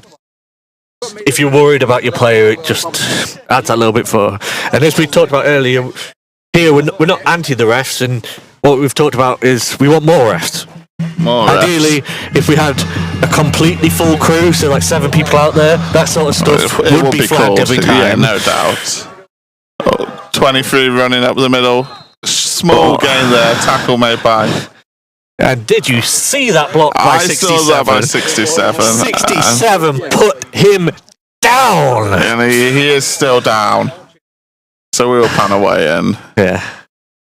I mean, hopefully he's alright, he can get up, but as an offensive coordinator, I love seeing them blocks. Playing all the way to the whistle. Without a doubt, snap to whistle, play. So, Nick, what's your thoughts on players being able to wear a 0 jersey? Is it a number? I couldn't care. You don't care. It's a number. I mean, as an offensive coordinator, like I think it would make life a lot easier if players had to be in set numbers for their positions. Yeah. Like the NFL used to be, and, where like 90s were your D-line. So if you saw 4 90 numbers out there, you knew you had 4 D-linemen. Yeah. Where when you get D-linemen wearing receiver numbers in like number the teens, like the travesty of a D tackle wearing 11. But yeah, it makes it a little bit harder. But other than that, like, yeah, if whatever. you're a D tackle wearing 11, you better be good though. Yeah. Yeah. And it is like I get it for the referees, but it is slightly unfair that everyone else can wear whatever number they want except for O linemen. But it stops to come out now. So 2nd and 10.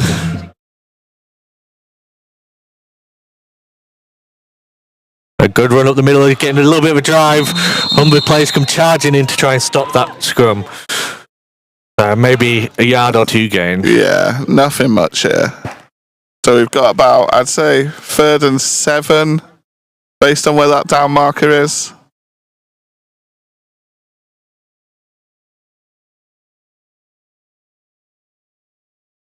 Yeah, so this could be a big down for Humber, this one. Yeah. Shropshire looking to go for the throw. Can I get this touchdown here? Are we going to see the whale route come out? I think it just... number 9's backing off now. Oh, we got an offside. Flag came in from both sideline refs. Should have taken the free play, just lobbed it downfield. Yeah, unfortunately, I think they just ran what their patterns were for the play. So you have different... Obviously, as a QB, when you get that first... get them flags thrown and you properly see the flags fly, like you can kind of have 2 things. You either do the play that was already called, or you have it designed where set receivers or all receivers just go downfield and you just lump it. Obviously, not running the set play has its advantages in terms of you might get a big shot downfield, but at the same time, there's quite a lot of times where the whole sideline thinks it's an offside and then it gets called as something completely different. we have 3rd and short here. I'd say 3rd and 2. Yeah, so I'd expect 13 to come flying up the middle on this one. Yeah. And there we go, just like you predicted, Nick. Yeah, I mean, Humber seemed to predict it. They got bodies there, but did they manage to get him down? This is close. Oh, this is very close. No, they... Yes, I think Shropshire got there. Once again, if this was in Scotland, it would be a 4th down. But it looks like they've given it as a 1st.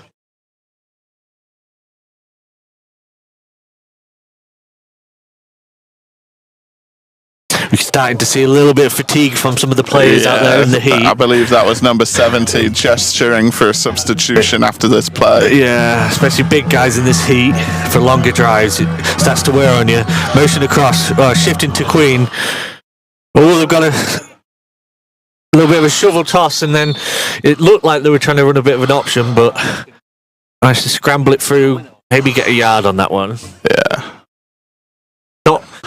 Not bad play design. It just the players repping it seemed to be a little bit tentative on it. Yeah. So I never saw the ball carrier actually hit full speed on that one. The thing is, this isn't the time where you dig deep in your playbook as Shropshire. Like it's 30-7. Just grind it out, Yeah, I mean, them ones aren't bad because they're not dangerous plays. You shouldn't be getting a turnover or stuff on that one. It's just they don't look quite as explosive as they could be if. Oh, here comes the wheel again, number 8. And he makes a good adjustment to the ball in the air. He managed to shrug off the first tackle, and then 33 brings him down. I mean, number 8, Lewis Whitchurch, makes a great play on that one. So that was similar to some of Shropshire's throws earlier on, where it's a little bit wide. Yeah. Quarterback trying to throw them away from the safety, which is good work. He just requires the quarterback to see that ball early and just drift to the sideline for it. Yeah. And DB's got his back to it. He's never making a play on it. No. So he just needs to go get it. No, when he's behind. And that puts them now 1st and 10 on the 11 or 11 or 12. Maybe. There we go. One out wide to the left. 33s play middle of the field again. So. Quarterback. 12 out there. Adam Naylor 12 with the gets touchdown. into the flat. I mean, they faked me out with that handoff. So see the replay there. We just missed the end of the play. I forgot that I had a replay function earlier, so we didn't get replays on the other ones. They were back to live. So they essentially hid him in the backfield. Yeah. He sneaked out to the flat and just no one went with him. I know. Them slants from the outside, or crosses, sort of took the coverage away, and 12 was gone. Adam Naylor. I believe it's Adam Naylor. Yeah, good game for Adam Naylor. Oh, they nearly get there again. Oh, and a flag comes out. The PAT is good for now. Humber players connected with him. And, yeah, okay. To be honest, if I was a Shropshire coach, I'd probably be calling for that. Yeah. If I'm a Humber coach, I'm saying he flopped. He died. I think it could go either way. So that'll be 15 yards on the kickoff. They're really pinning Humber back potentially. Yeah. Especially because that squib kick when they're an extra 15 yards further on means that, like, you're kicking from the 50, 20 aren't now. you? Yeah, you're potentially getting the ball on the squib in the 20. So that makes it 37-7 to Shropshire right now. Yeah. So Humber getting close to them blocks coming off that left edge, just not quite getting there. The long snapper, the holder, and the kicker working well to get that ball down quick in a way. Sorry guys, I'll just adjust the camera. What?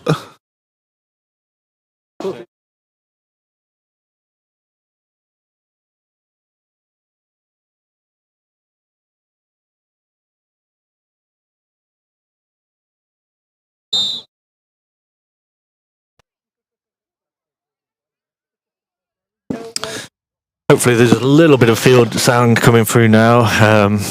Another short kick by Shropshire. Yeah, so 89 can return it. There is a gap. Big gust of wind nearly scared me silly. 89 gets through it. Oh. Good work by 21 from Shropshire getting in there for the tackle.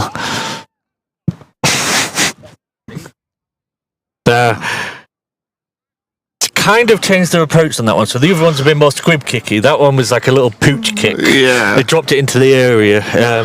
It seemed like that one was a lot easier to recover by the Humber return team. It did hang for a little while. And gave them a chance for the return. Like, as much as maybe squib kicks aren't particularly my favourite thing, like, Humber's been struggling to actually pick them up and return them. They've been mostly jumping on them, so I'm surprised they got out of that on that play.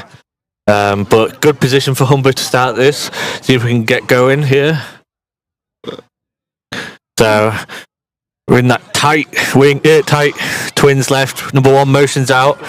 Quite a lot of space. And handed off up the middle. Stuffed up the middle. Yeah. Number 19 coming up is that Andy Baffa on the tackle. Yeah, so watching this replay here, they just come crashing up the middle. Unfortunately, I think when Humber are running these plays, they've obviously, at least it appears from watching it, that they are RPOs or RFOs, and they've got either a bubble or a flank screen on the perimeter. They need to hit them a little bit more. That's what I thought possibly earlier on in the first quarter when they were running outside. It looked like you still had receivers running short routes to... Yeah, so like once again here, there's kind of only 2 people over the 2 receivers. Yes, there's You've got number 40 uncovered there in the slot. Oh, 22's over the top of him, but they need to take them short, easy ones to him. But 87 got open, but unfortunately just a bit too wide for him. 87, Thomas Baker plays for Sealand Masters as well. Yep. Going out to Guadalajara in Spain in a few weeks with him. Yeah, and lovely guy as well, number 87, Tom Barker. So he's starting to be one of the more experienced people on their team. Obviously, started with the Grimsby Scorpions with myself, so I know how lovely he is. It's lined up slightly wider for a guy who normally plays tight end. Yeah, so he got tossed left. Oh, we've got a hold in by the look of it. 88 has got some room on that sideline, but that flag is probably bringing it back. Bringing it back. Yeah. We'll get there. Mr. Black is bringing it back. Oh, and we're hearing Vikings have just gone up 14-13 in their game against Caesars. That sounds like a cracker. Sounds. It's also being live streamed, so as much as I want you to watch these guys, feel free to double screen it if you want. Yeah, don't stray away from us. The more Britball that gets watched, the better. So double screen it. If you get fed up of our voice, which is completely understandable. Of course, I would not blame you. Mute our one and unmute their one. As we talked about earlier, we've got an exciting weekend of Britball, and all the games pretty much a good watches this weekend. Maybe in a few minutes we'll get you some scores from around the country with what's going on, but until then. Yeah, and don't worry for any fans of whichever team wins this game. There'll be more professional people from a different organisation streaming the finals. Yeah. So you'll be in luck there. So callback drops back. That collapse. Oh no! 99 seals the edge. So pressure came through the middle. The quarterback had to scramble to his right, but 99 was sat there waiting. Sam Rhodes Hodgkiss, the leap captain for today. Yeah. I believe from looking at Shropshire's social media, he started out playing O-line. So he's a big guy. Guy. Yeah. As an offensive coordinator, he should be playing O-line. The more O-linemen, the better. Hey. Yeah. Well, we're on fourth and a country mile right here. But yeah, for those who don't know, the leap captain is their fourth captain, who gets named specifically for each game as their sort of the man who's putting a lot of effort, the guy who's motivating people, the guy who's going to step up and dominate in that match. A big honour for him, and he comes in and makes a big play. Oh, a little bit of hands between 7 and 40 there on that side. Nothing more than a game of kiss chase, that. Ref comes over to tell him to put the handbags down. Yeah. That was a good punt.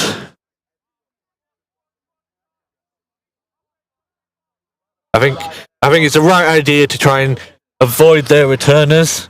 They've got some electric players, Shropshire, avoid them while still trying to get some distance down that sideline. Yeah. I mean, a long time ago when I was a special teams coordinator for the University of Lincoln Colonials, we played the Coventry Jets and they had a dangerous return man.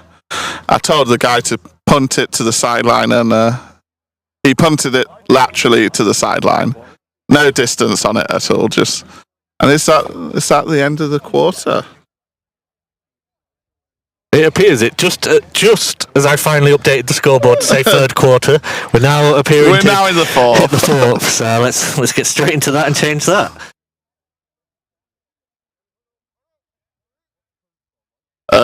37-7.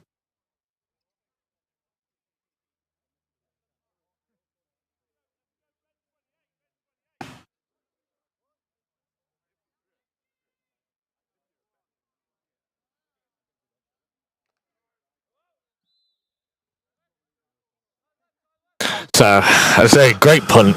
It's often an overlooked part of Britball, punters, kickers, but hopefully sets Humber up in a great position on this one. So Shropshire come out, too wide to the left, too out right.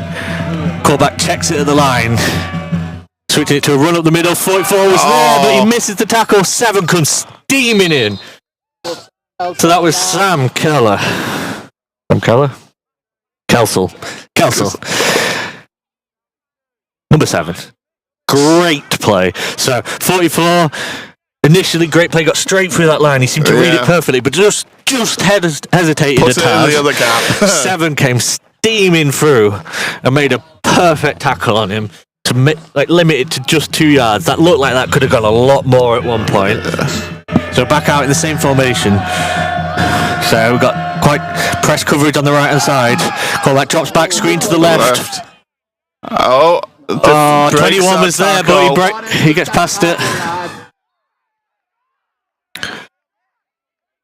So Shropshire seem to be having a good deal of luck and fortune running plays towards them flats and trying to trouble them flat defenders. 21 read it.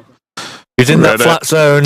He just couldn't make the tackle. Just started out passing the deep balls, and now they've gone to the shallower game. Yeah, so I personally think the deep balls are still there. Yeah. I think Shropshire have changed their game plan a little bit coming into the second half to just work their way down the field, control the game, and take the victory clock, home. Yeah. Which is a sound thing. So we got tossed to the right. So we had that fumble. Oh wow, that came out just before he went to the ground. And we've got a Shropshire player down, so we'll just pan away. So recovery from 71, Saeed Ali. Saeed Ali steps up when needed. He's a big boy. He's a big boy. He plays D-line and O-line for the Humber Warhawks, and he comes up with a massive play. Exactly what was needed right now to spark some interest in this game. And the Shropshire players made it to the sideline. Yeah, so 33 is up and off. Them things tend to hurt a little bit more when you fumble the ball. Oh, without a doubt. And you're hoping here Humber can score here. If get the game close. Brooksby was a betting man, he'd have money on Humber right now. And so for Rich's wallet, let's hope Humber can punch it in. Yeah, so for me, I'm looking at either Brad Wright, number 1, or Rich Adepoju, number 8, stepping up here and making a play. Yeah. They've both got the talent. They're nifty players. Just need to get the ball out there into him. So we've got outside leverage on the right-hand side to the outside receiver. Left-hand side, we've got very soft coverage. So if they wanted just a quick now screen on that side, if not, you're probably looking at the other side to go deep.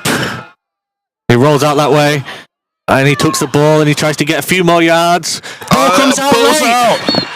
And Shropshire have recovered it. Quarterback putting his body on the line, trying to do everything to squeak out an extra yard or two. Unfortunately, this time, Shropshire have were just ready for it. Yeah. Oh, the ref seemed to have called that it wasn't a fumble. Wow. Okay. I mean, so they've got a better view than me. Yeah. So they could be right. They're much closer than we are. That ball came out, but it could have been end of forward progress, or his knee could have been down, and I just didn't see it. So now we're stuck here with 2nd and 9. But still, it was a good play from the Shropshire defence.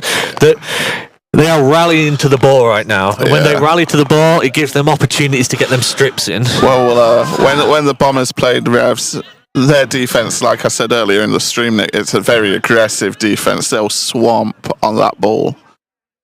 See all this movement they have going on right now. So we've got one safety deep, but he's playing quite close to the line of scrimmage. So we've got room, we've got the slant on the right. With speed option to...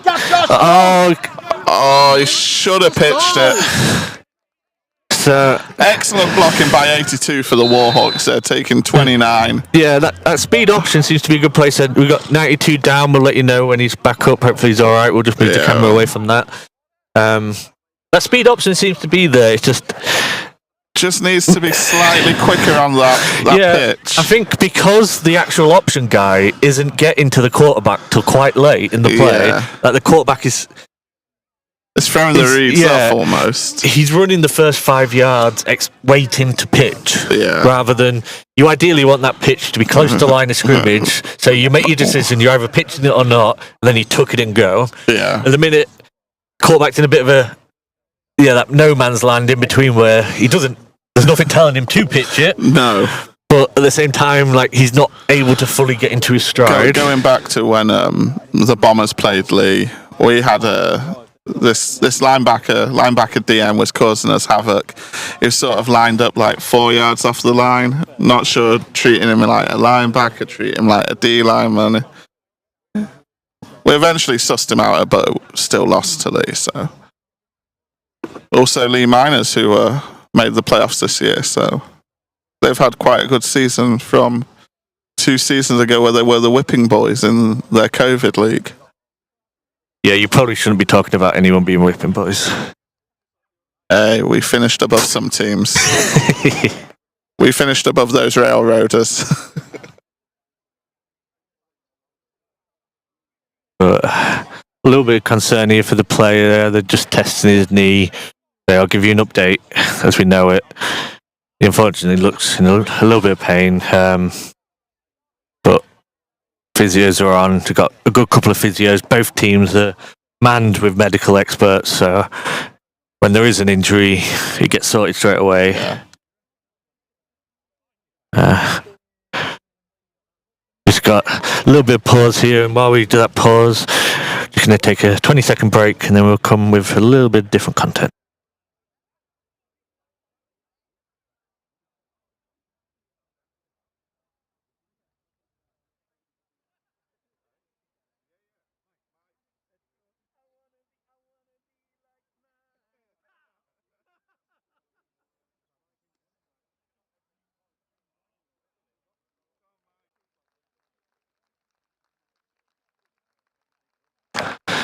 So 92 is up on his feet. So 92 is Lewis Bailey, up on his feet and is walking off to the sideline. So we're hoping nothing too bad.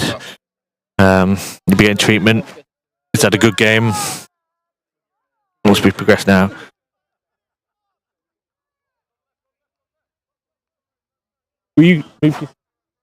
Sorry, we're just making it a little bit different and bringing in a guest commentator for a minute.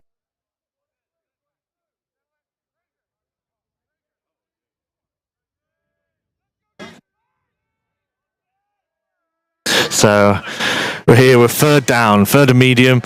We just made a little change in the commentary booth, so joined here by Mike Sison. And we've got 8 wide open. Oh! That ball just seemed to take an age to get to him. He was waiting there. And DB just managed to get across there when the ball got there. That was open. We've been waiting for 8 to make a play. He is a good player out there. And just that little bit too much air, a little bit too slow on it. So, as talked about, we've got Mike Sison here, who, lovely guy, we talked about earlier. Pleasure to be here. Don't know if you can hear me okay. Hello. Yeah. Shout out to myself. So he played for Scunthorpe Alphas this summer, playing wide receiver, flex position, which is wide receiver and running back to start off with, and then moved to quarterback when injuries and other stuff took over, and did a great job there. Potentially QB1 next year. We'll wait and see. Go put the pressure in online. But before that, he's the offensive coordinator for the Hull Sharks this winter. So, what's your thoughts on the Hull Sharks this winter, and how are you looking at this season? Yeah, so I'm really excited to get involved with the Sharks. Obviously, I was there last year as sort of an assistant OC. So now to be given that position as the OC is obviously a lot of responsibility. So a lot of work's been going in terms of playbook, prep, staying in touch with all the players, making sure obviously we're getting the turnout and things that we need, which is a big part of uni ball. And falls heavily on the coaches, so we've had a good recruitment drive from what I can see so far. We're excited to get out and meet all of the new rookies and things that are going to be joining the team this year. But most of all, as an OC, I think you need to have that emphasis on putting together a good playbook. So we've got a good knowledge, a good playbook with a wide breadth of players and things in there that we can then factor down based on what sort of turnout and things we get from rookies, etc., as you typically do in the uni ball season. Yes, we've got fourth down here. They've spread it out, so we've gone full empty. If the quarterback can work some magic, he gets the ball off. Oh, a little bit of a clip on the receiver, but there is a flag. Flag is down on the far sideline. He did get hit as he was running through. The ball was in the air. He got clipped. I don't think it was enough for a flag personally. It just kind of caught his leg as we were trying to close in on that coverage there, but we'll see what happens. At the same time, as someone who is eager for this game to be close, I'm happy for it to be a flag. Oh, why not? Why not? We're looking for the miracle at Costello. That's what we're after here today. But What we've been saying over in our little group that we've got on the sideline here is that we feel that Humber have to wear the ball out now. With time not on their side, score not on their side, there's a couple of run plays that they've ran which I think are a bit questionable. Oh wow, they're waving the flag off. Wow, big call. Overruled. So Warhawks have to get this ball back as soon as possible. That ref got told, I saw better. But in fairness, we were to say it kind of, we were 50-50 on it. It was a questionable flag anyway. We knew it was a questionable flag. So first down here for Shropshire, but yeah, great news. Great to hear from you talking about the Hull Sharks. So obviously there's some Hull Sharks players out here for the Humber Warhawks. 42. Yeah, Cam Meeks, 42. He played a lot of running back for us last year. Was a great ground and pound running back. Excited to have him back this year in the Sharks. He's going to be heavily involved in our offensive playbook. Can't wait to see what he does there. Yes, Humber still in that one high look. Motion dictates man. 7 goes with him. 7 come in. Good cut up there from number 13. There was a couple of hands on the ball there. Yeah, Humber starting to realise they can maybe get some hands in there and try get some peanut punches, even get it out. Tough to say without looking back at the replay of that one, but it looks as though those linebackers that we had there just over pursued a little bit, giving them that cutback lane. Obviously, they only got a gain of 3 to 4, but if you do that all the way down the field, they're just taking time off the clock at this point. Yeah, it's all of these plays right now are working in the favour of Shropshire. Humber did a good job, but Humber are now in the position where they need big plays. Shropshire drop back. They're going to wear it out deep down the sideline. 18 has got a step. Oh, there was a bit of push and shoving. He has reeled that in. Wow. He has reeled that in. Guy drapes on his inside hip, extends the outside arm. We have got someone out there thinking he is Ryan Wakelin. I do not know how this is happening. That was an incredible grab. Shout out to 18. Yeah, 18. So let's get his name. That deserves a name shout out. So 18. I'm sure we've talked about him already. Yep, we have Neil Stroud. A little bit of pushing and shoving from both of them. Both of them wanted to try and get a little bit. DB wanted to push him off of his course. Receiver wanted to keep that separation. So it's all fair in love and war. And 18 makes a great play. On breaking news coming out of the north. Vikings have put up another score and gone 8 points up now, I'm guessing. Depends on the PAT. We haven't got confirmation on that yet. Oh, we've got Shovel to the right. The end came biting in on it, and it's a good play, but the linebacker scraped over the top and was ready for it. I think it's only a minimal, a good 5-yard game maybe. But as you talked about earlier, Mike, just eating away at the time. Yeah, I was very surprised that they came out passing. Obviously, a great catch by 18 on that previous play, but I'm very surprised to see them come out passing on this drive. I won't be surprised if now we're in this field position, that ball stays on the ground now. Yeah, and they've got a couple of very good running backs, Shropshire, 13 and 27. 27, I believe. Shovel again, that's a jet sweep. Oh, he's got the edge. Good flow from linebackers. Wraps up well. Maybe a gain of 3. Tough to tell from this angle. Yeah, the linebackers made that very difficult for the runner to actually know what his lane was. Yep. Blocker did his best to try and get in front, but that linebacker was just in and out, made it difficult. Yeah, Erland did a great job blocking that D-line front, but like you say, those linebackers flowed really well and just shut that down really efficiently. So we're looking at 3rd and short. So far in this game, this has generally been number 13's ball game, straight up the middle. With the size of this line, I won't be surprised. Oh, we got another false offside. We have. Has he got the shot over the top? He's throwing it up. 12 and 18 are there. 18 has come back for the ball. Has he done a Ryan Wakelin? No, it's come out. No, not been called. Unfortunate.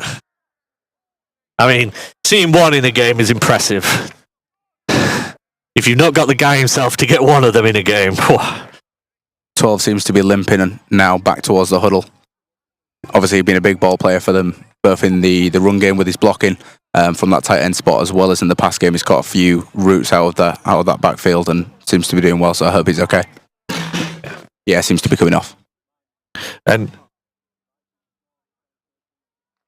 20 to 13, current score Vikings over the season. We'll keep our eye on that one.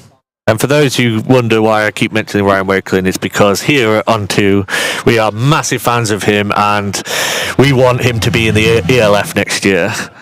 So everyone get his name out. But 42 comes through and huge sack there. Cam Meeks, UH Sharks, linebacker, tight end, running back, whatever you need, making a huge play off that edge there, shutting that down. QB tried to give him a sneaky Russell Wilson spin move, but Cam's not messing with that. It Cam's ended not a bit more like Broncos than Seahawks. So that really backs them up, but still, time is ticking off.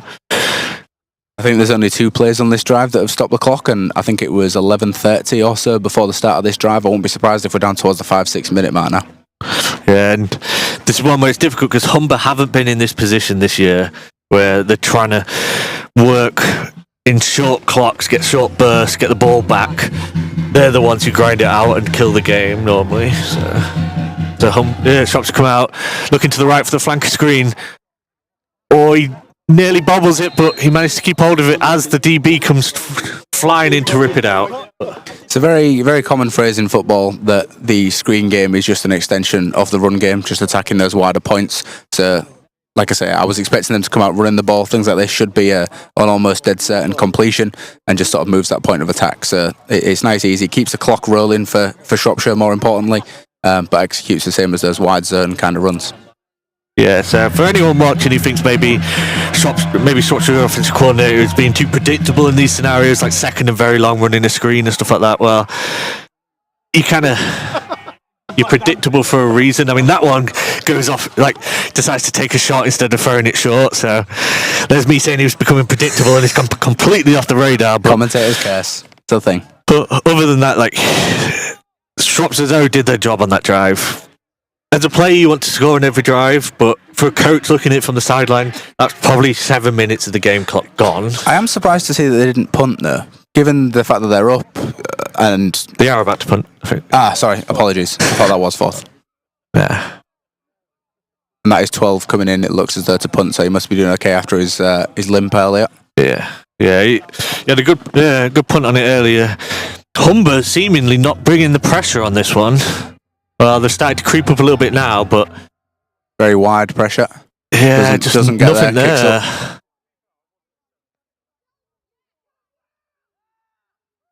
up. And the returner just gets jammed in the back there. The reason why I expected them to bring the pressure is at that distance, the chance of getting a decent return, you're going to be waiting on the ball because of the height you're able to put it on. So the gunners can get downfield.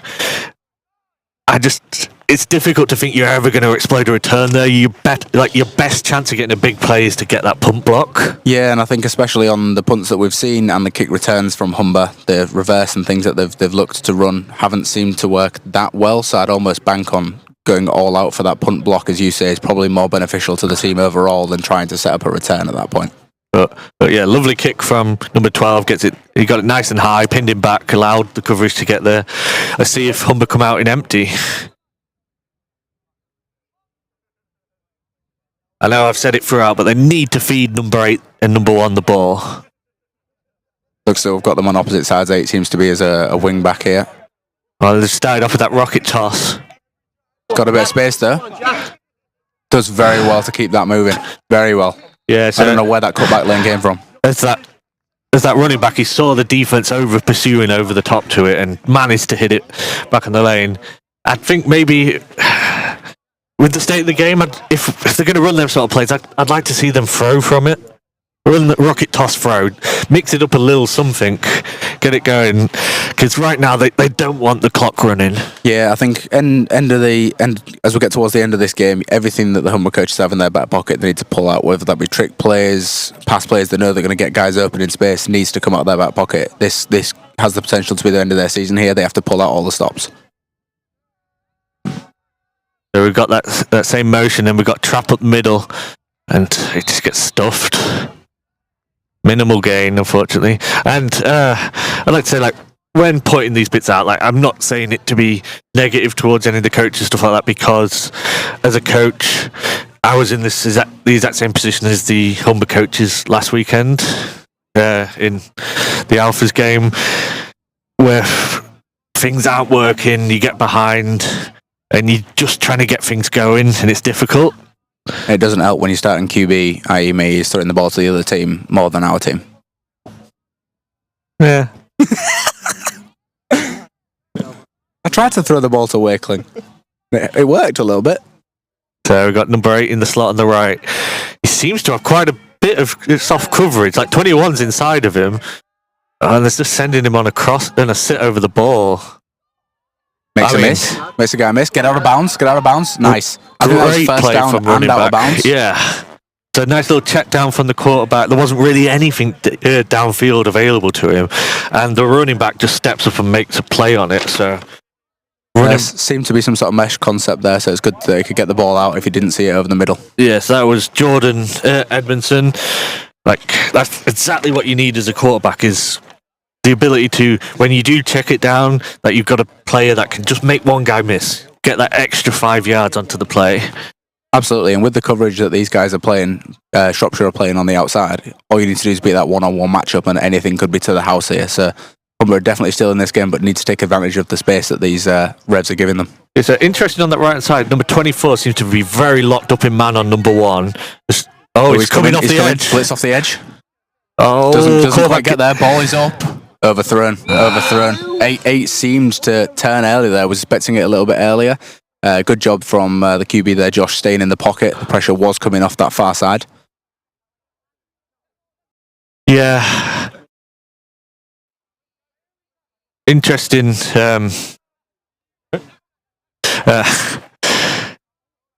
Interesting to be bringing out a cornerback blitz at this stage of the game. Breaking news from the north would be that Vikings have put another score up on the Caesars. 26-13 is current score. Looking like they're going for an extra point, so there could be a +1 on there. And both of them teams are Prem caliber teams. Like, whoever loses out that game are not a bad team. Absolutely, and we see it a lot with that sort of border between Premiership and Div 1, is that teams tend to teeter into the Prem 1 year, drop out the year the next. And that shovel speed option, it goes backwards, gets fumbled, but he picks it up and managed to get a couple of yards. That running back is doing well for him right now. He's dug him out of a hole there. I don't know if that was an issue with the distance from the running back or it was the pitch itself, but ball was on the deck regardless. But fatigue is definitely hitting them. 69, big guy in the middle for Shropshire. He's been having a great game, but that heat is, you can tell, is wearing thin now. Humber can hopefully, not much time left, but can hopefully start to exploit that if they've got anything left in the tank. But as I was talking about, Nottingham and Northumberland both being Prem teams, in my mind, regardless of this score, Humber and Shropshire are both Div 1 teams. The calibre is Div 1 now. Yeah, absolutely. Yeah, I completely agree. And I know the Revs have a history of being in Div 1 and Div 2 on that borderline. I'll carry on after this play. We'll see what happens. So we've got inside leverage from 24 on the outside right. Number 1 seems to get doubled with 7, but he gets it out early. He hits the drag. Gets to the sideline. He's not going to get to the sideline, but it does get him a first down on a 3rd and 8. I think that cornerback pulled something because he went out there, unfortunately. Number 1 gave him a good move, like on the top of his stem, faking that post and then breaking out to the corner. And unfortunately, I think the cornerback, hopefully it's just cramp right now. That what we're seeing. Yeah, it is a warm day. It's been a long day for these guys. It's impressive that he's the first guy we've seen with cramp. Yeah, absolutely. It's a tough day for any Gatorades in the local area. But as we were saying, I think both of these teams have shown that they can compete with each other. And like you say, after this game especially, I can see that they are both willing to dig deep.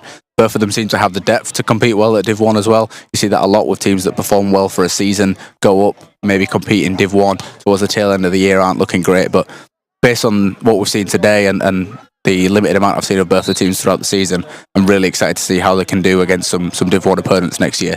Be really interested to see how they align the leagues next year as well. I think is a big thing for Div 1.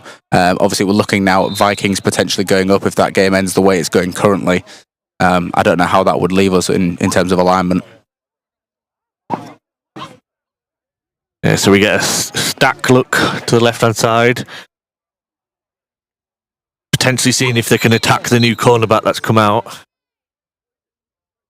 Got 29 near side to us. Yeah.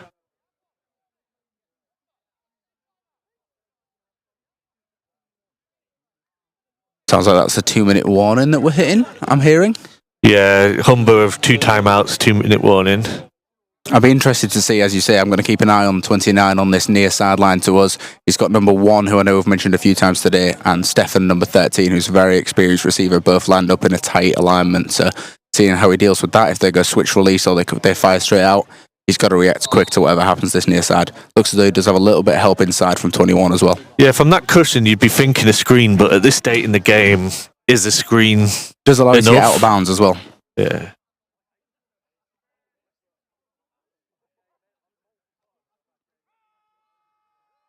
They choose instead to run it up the middle. Safety comes down and makes a good tackle on number 30 there. So it's a good game, but looks as though Humber are just sticking with what they know works. Maybe now Revs are looking to maybe defend that pass a little bit more. Might open up those running lanes a little bit. Yeah, so 30 points down. I understand, like 2-minute warning, you're not going to get... It's unlikely we get 30 points in 2 minutes. So maybe it's just trying to get this another touchdown in on this game. Got a good end to the season. And the ball's up there. Head up, Brad, head up! 29 comes in and makes a play. He gets the pick on the 1-yard line. Oh, that was whistled a little bit early, but he did have that seam early. By the time he'd thrown it, it did seem to hang in the air a little bit too much for my liking, which allowed that safety to come over and make a play on the ball. Very unfortunate. But 29 is Martin Lewis. Not only does he give you money advice, he comes up clutch in the end of the game and makes a pick. So, state of the game now, 2-minute warning, like 2 timeouts, so they can't kill the clock, potentially they can't kneel it. Maybe depending on how much ran out. What do you think of Shropshire's chance in the final then, Mike? Who does this see them play? Potentially, is it? It's East Kent or... I won't lie, I don't know a lot about those southern divisions. I know from what I've heard, East Kent have got a few players transferring this year after a few teams changing their status and things throughout the year. So I believe the GB running back that we saw in that GB France game is playing there. Oh, we've got a new QB in here. We've got 14 in at QB. Dom Sims, an ex-Lincoln Colonial, gets the ball out there on the swing. Nice catch. Oh, and he keeps his feet going. 23. Nice. Yeah. So yeah, I agree with you. Like, neither of us know a huge amount about the Southern Division. Shropshire looked very strong today. Yeah, very. I think no matter what, they'll be able to give whoever it is a good game. And I think it's been all aspects of the game as well. I think you see a lot in terms of these sort of playoff games. It's either a defense that's keeping them in it or the offense is just playing lights out. I think from this Shropshire team, special teams, offense and defense have all been very, very well executed. Yeah. I think it's just whether they can maintain them GB players if it is East Kent that they come up against. Yeah. Moving very efficiently with this backup QB. He's taking that quick one step, hitting these nice easy throws, maybe getting him in some rhythm. Yeah, I like it. He just come in with confidence. He knows what his reads needs to be, and he gets the ball out on time. So we're going to get one from Toby as well in a second. But who's your man of the match for today, or MVP? Ooh, that's a very good question. I think the guy we just saw there has been a hell of a player. 23 has made some big plays. 12's played a hell of a game from that tight end spot as well. He seems to be limping. He's on the pitch now. But I think it is tough to say with how well these guys have passed the ball as well. You can't go without scooting over the QB. So I'd probably say it's number 16. Unlucky 12. Very unlucky there. Very unlucky. So yeah, for me, the MVP of this game's got to be Revs QB 16. I don't know name of the individual, but shout out to 16. And that is the end of the game as the ref holds the ball up. I am going to vacate Alex Wake was number 16. So shout out to Alex Wake. Yeah. I'm going to pass the mic over to Toby. So thank you very much for joining us. Yeah, I would say 23 was a standout for me, as well as 13. 13 put offensive-wise, like when they needed it on them third and short, he came up clutch and he ground out them yards. As well as the other running back, 27, I believe, also had a great game. But I mean, it was just an all-round good play by the Shropshire defence. So, who was your MVP for today, Toby? Can I just get the copy of the Shropshire roster, please? I mean, I'd personally go with number 13, the running back, Jamal Ennis Malhado. We seem to be saying his name a lot. He got, I believe, 2 touchdowns. Yeah, he had a great down game. This end, so he made a lot of guys miss. Yeah. I've just had a shout out from Kyle Black that his MVP is his dad, the referee. Yeah, shout out to Papa Noir. I don't know his name, but I believe it was a well called game. So, but Humber can come away from this happy. They'll be disappointed. Everyone disappointed when you don't win, but they've had a good season, and as Mike discussed as well, they're in a good position to go into next year. Oh yeah, it won't feel good right now, but in a couple of weeks' time, yeah, they can look back on the season with pride. Nothing to be ashamed about. Yes, definitely. And then how far that program's come in the past 2 years. You know, there were years where they went 0-10, and last year they were on the fringe of. You know, they were only beat out by the Alphas and the Bombers. So for them to win the division this year, you know, that's a huge step in the right direction for them. I mean, it could just be that new kit makes them ball out, look good, ball out. Not in this heat. But yeah, Shropshire will be hopeful to come away with the trophy next week. So yeah, and one thing about Shropshire is they seem to have retained a lot of players from years ago. So there's a lot of experience on that Shropshire sideline. But yeah, the Fear the Wing unfortunately came to an end in this game, but he'll be back next year, I'm sure. But yeah, my support will be with Shropshire. As a northern person, I'll stick with the northern side. My hope is Shropshire takes it all the way and gets a win in the final. I mean, for me, it depends. If Somerset make that Southern final, Caelan Grant, the former running back of the Lincolnshire Bombers, is down with Somerset. So I've got to go with K if Somerset make it. But I urge anyone who might be watching or maybe watch this back to get some game film on either of the teams or whatever to get down to the final in 2 weeks' time, I believe. In Coventry. 2 weeks' time, Butt Parks Arena. Yeah. Div 2 and the women's final is on the Saturday. On the Sunday, it's the Div 1 finals and the Premiership final, the showpiece. But yeah, and obviously now this region turns its look towards the University of Hull Sharks, who will be coming into the season very strong by the looks of it, and we'll be getting a few games of them streamed. And enjoy the rest of your day, and good luck to all the Revs in 2 weeks' time. Just got a score in from the Div 1 final, Div 1 South. Hertfordshire Cheetahs 20, Norwich Devils 6. And that's in the fourth quarter, so... Yeah. If you're looking for scores, then there's the Facebook group of the UK American Football, where you can find some updated scores on all the other games going on around the league. And as I say, Northumberland Vikings are playing the Nottingham Caesars, which is being streamed right now, so that game is still ongoing. Hertfordshire and Norwich are still ongoing, so... Could be good finishes to them games, so get over there and show your support. Yeah. Thank you very much for tuning in today. Till next time, people. Thank you.